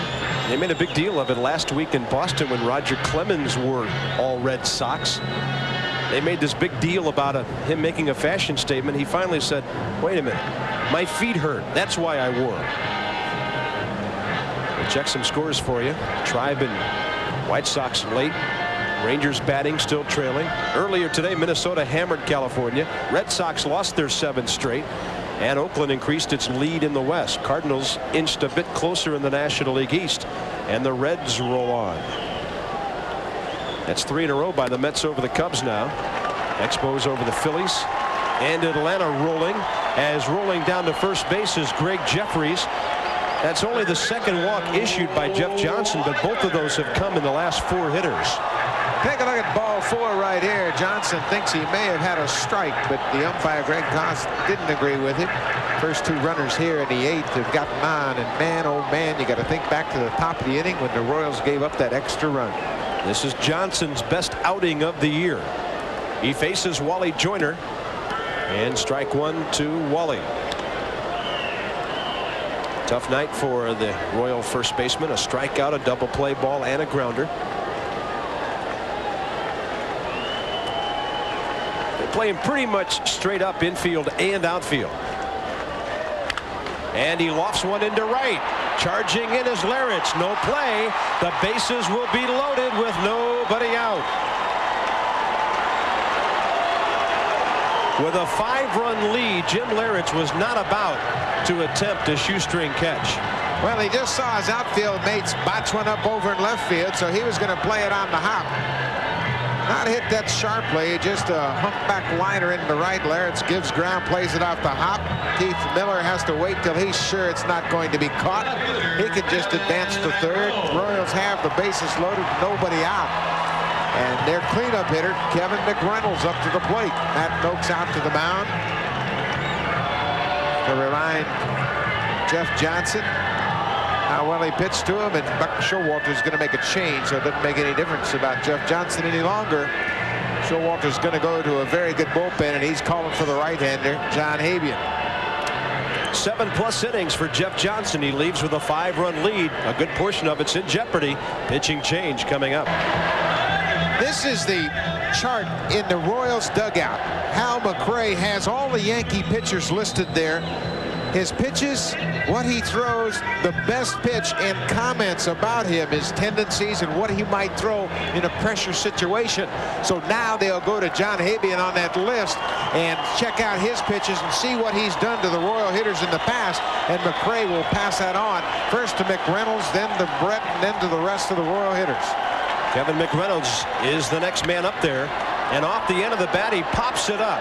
Matt Noakes near the screen, and that is a huge first out. I'll tell you one thing that chart says.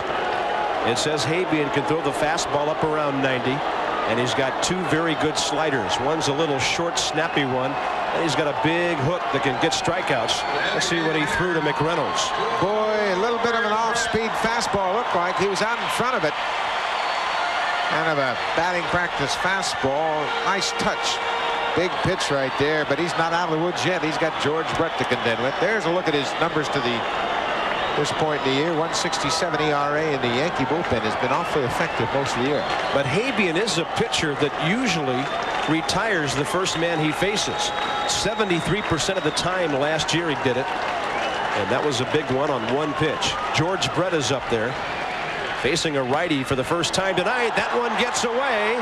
Everybody will move up as the Royals score their second run. The pitch fooled Matt Noakes. Looked like one that was very catchable. It looked like a breaking ball that may have backed up on Noakes. That means going the other direction. He kind of expected it to break. And watch the spin here. He set up outside, and the ball goes the other direction. He got fooled on it. Goes off the end of his glove. Like he expected more break, but he should have caught that ball. Brett waves Keith Miller home. Royals move up a base. And without that run that Buck alluded to in the top of the inning, the Royals would have the tying run at the plate when Brett stepped in. It's in the on-deck circle now. 1-0 pitch.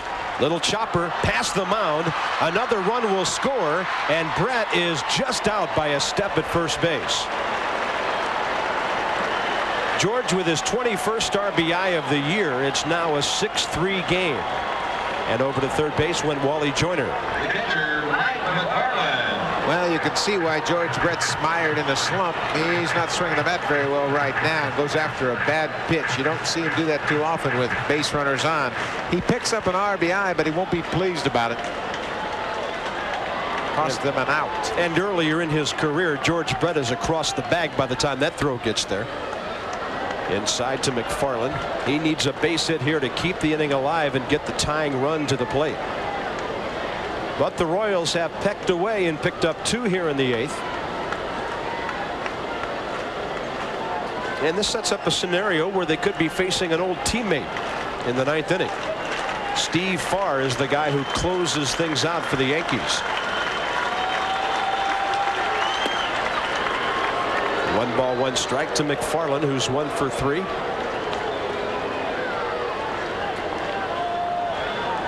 Yankees don't have much available other than the bullpen tonight. They got a lot of guys down there. And fisted McFarland backs up Charlie Hayes. Low throw, but again the turf gives Mattingly the true hop. Royals settle for 2 runs on 2 hits, a pass ball and a walk. It's 6-3 after 8. Well, they're making up for some of the lack of action in the heavyweight division. Top of the 9th here in Kansas City. You know, there's a situation. Nothing would have happened had people not come charging out of the dugout. The hitter was not going to go to the mound, it appeared. Glenn Braggs and Rob Dibble were the first 2 out there, we could see. But the Reds are fighting their way atop with a record of 41-28 in the National League West now. They will still lead by lead by a game over Atlanta. And in the 9th inning, Jim Leyritz has a 3-hit night as he slashes one into left field.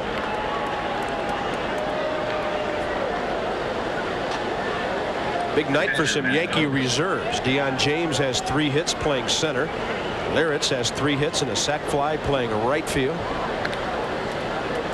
Bob, you got to give them credit for their work habits, because that's how you stay sharp. You don't get an awful lot of at bats, and you come out, take extra batting practice, and make sure that you're ready when you get the call. Matt Noakes gets the call with a man at first, nobody out.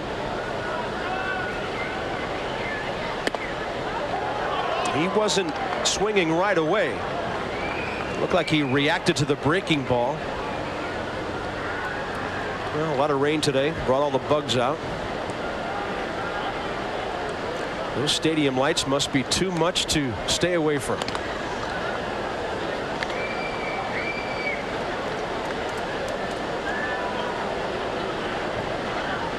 It's been a very comfortable night at the ballpark. By the time the rain cooled things off, it was in the low 70s.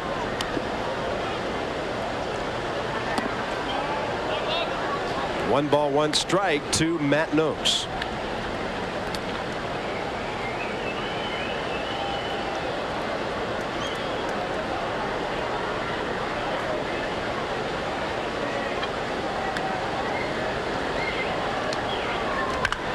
And he hits one hard down into the corner.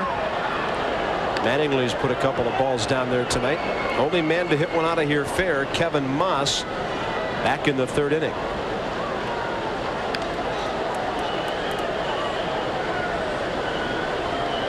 The Royals have scratched and clawed, and they've kept themselves in the ball game. But you think about Hal McRae's thoughts on big innings.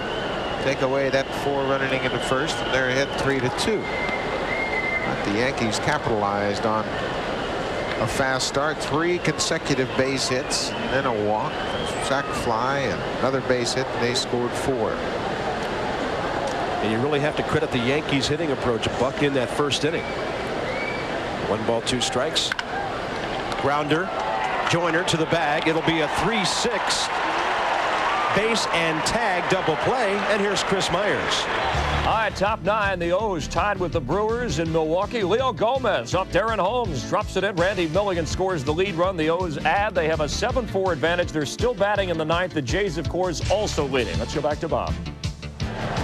Thank you, Chris. And if both those results stand up, Baltimore will remain a half game back of Toronto. Milwaukee would fall 5.5 back. Red Sox would fall 9.5 back. And the Yankees, if they can hold on here, will be 8.5 back. The Red Sox will be 1/2 game from 6th place. This one lashed into the gap in left center by Charlie Hayes. Off the wet turf, it scoots to the wall. And Charlie Hayes has his second base hit of the night. Yankees with 15 base hits against Kansas City pitching this evening. Several of them have been of the line drive variety. They've been swinging the bats and hit the ball to all parts of the field tonight. Charlie Hayes gets good extension on a breaking ball out over the plate and drives it up the alley. He got a pair of hits tonight, single and a double.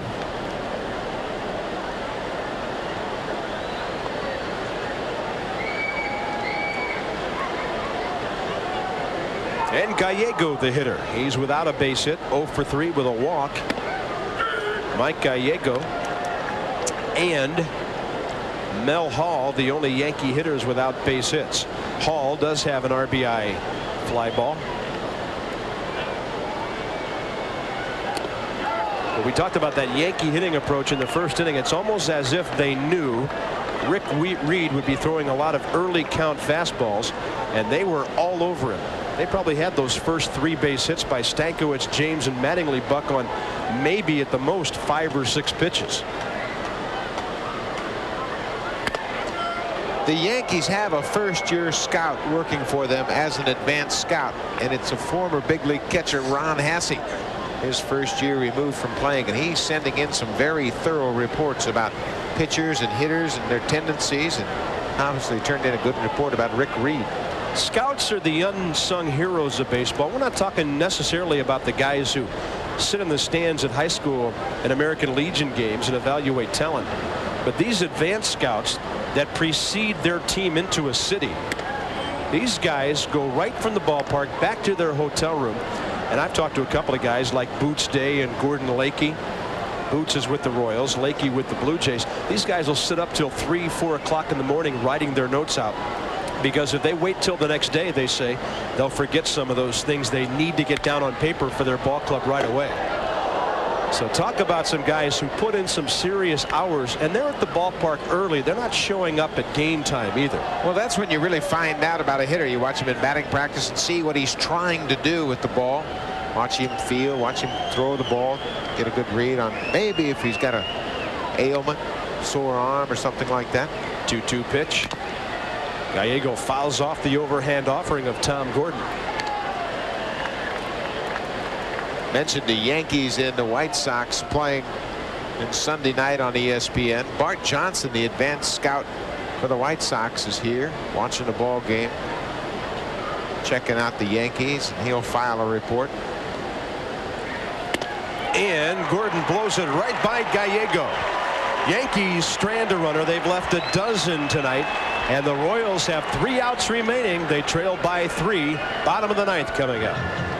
Royals need an eruption of offense here in the bottom of the 9th inning. They've been out hit 15-8 and trails 6-3, and they will have to do it against a former Royal who has moved eastward and become now the Beast of the East, I guess you might say, because that's the nickname tagged years ago on this fierce competitor, right-hander Steve Farr. Steve Farr comes on to try to wrap this thing up. A chance for a save here. His club's ahead by 3 runs. And he saved 23 games last year for the Yankees, and he pitched here in Kansas City. It was an important part of that '85 World Series ball club. Came up from Omaha mid-season, saved a game, won a couple games, started 3 games, so he did a little bit of everything. Randy Velarde moves into play defense in right field. Farr this year, 10 saves, a 1.21 ERA. And in the number 7 spot, Gary Thurman will not be hitting.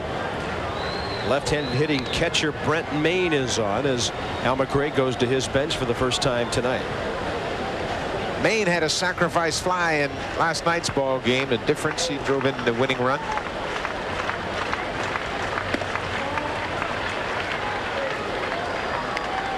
One ball, 1 strike from Steve Farr in quest of his 11th save. Steve Howe had 6 saves for the Yankees. They will really have some slack to make up for in that bullpen with that left-handed presence gone. Cataray is not the same kind of pitcher Steve Howe was. When Buck Showalter said before the game, you just don't replace Steve Howe. But the Yankees felt he was the best left-handed reliever in the American League. Unfortunately, he's not the first manager that's ever said that. 2-2. Mayne, McRae, and then you have to think they would hit Eisenreich for Rossi here in the bottom of the 9th inning. There's Brian McRae, who's a switch hitter.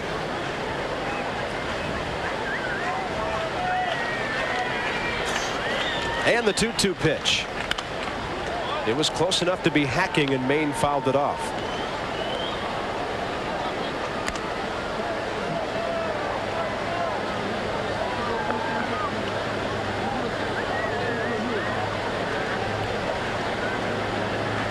Well, how busy have the Yankees been tonight? 15 base hits. They've scored 6 runs and left 12 men aboard. And Brent Mayne is on, leading off the bottom of the 9th inning. SportsCenter is coming up on ESPN. We'll cover all the bases for you tonight. Keith Olbermann and Dan Patrick are standing by with all your draft picks from the NBA draft. The Reds and Astros will fight it out once again for your viewing pleasure. And highlights from day 2 from the grass of Wimbledon. That's all coming up on SportsCenter with Keith and Dan a little bit later. Baseball tonight will follow. And with 1 out, Brian McRae is the hitter. And when he steps in, the tying run will be in the on-deck circle. McRae 0 for 2 with a walk. He saw Charlie Hayes playing very short, about 85 feet from home plate, and McRae was trying to slap the ball right by him.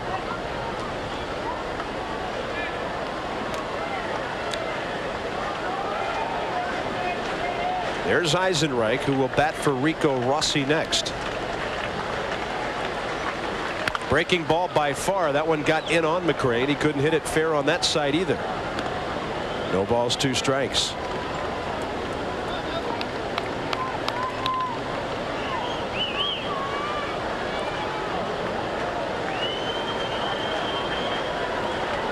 Yankees trying to put away the Royals in the bottom of the 9th inning.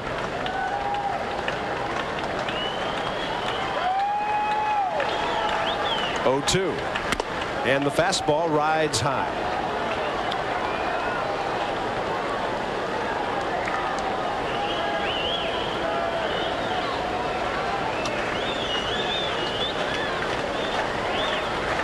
Royals looking for their 10th base hit of the night. Mattingly playing behind the runner and reaching to stay alive. McRae shoots one right into the Yankee dugout.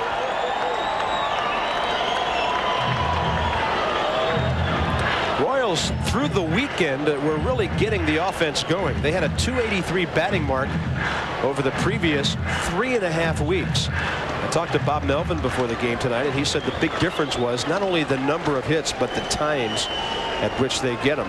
Timely hitting, to use the old baseball phrase. 1-2. Breaking ball up and away, ball 2. And the bottom part of the lineup, particularly right here with Brian McRae and the number 9 hitter, whether it was Wilkerson or Rossi, they've been getting some timely hits and setting the table for the top of the lineup. 2-2 pitch. Fastball, and McRae just did stay alive. Brian's been swinging the bat much better recently. Early on, everybody was pressing. You start out the season 1-16. Everybody tries to do too much, and all of a sudden you get yourself in a slump, and the whole team slumped. But they're working out of it now. 2-2 again, and he got him on a fastball near the outside corner at the knees. Maine caught looking. That's the first out. Excuse me, McRae with Maine aboard. And that's the first out in the bottom of the 9th. Pretty tough pitch to handle right there at the knees on the outside corner. It makes Hal grit his teeth a bit. And like to have another base runner in that situation for pinch hitter Jim Eisenreich. Most productive pinch hitter on the Royals. 6 for 15 he is with a couple of RBIs, but on the first pitch, Mel Hall will look up into the bugs and put him away. 2 down.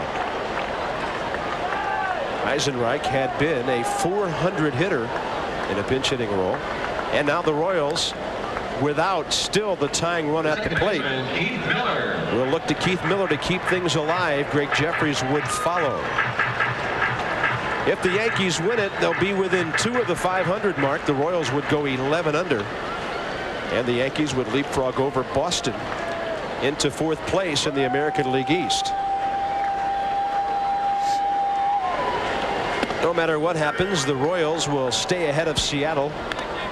They started the night a game and a half ahead. White Sox have just finished their ball game with Cleveland, winning 4-3. Chris Myers will update that for you.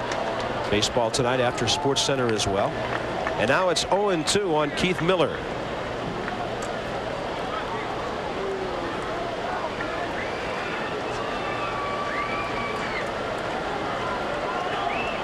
Steve Farr trying to put away the Royals for his 11th save. And another called strike 3. Royals with the bats on their shoulders here in the 9th inning, and they lose it 6-3.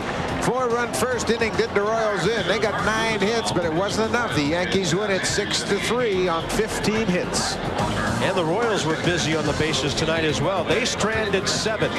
For Buck Martinez, Bob Carpenter, that's it from Kansas City.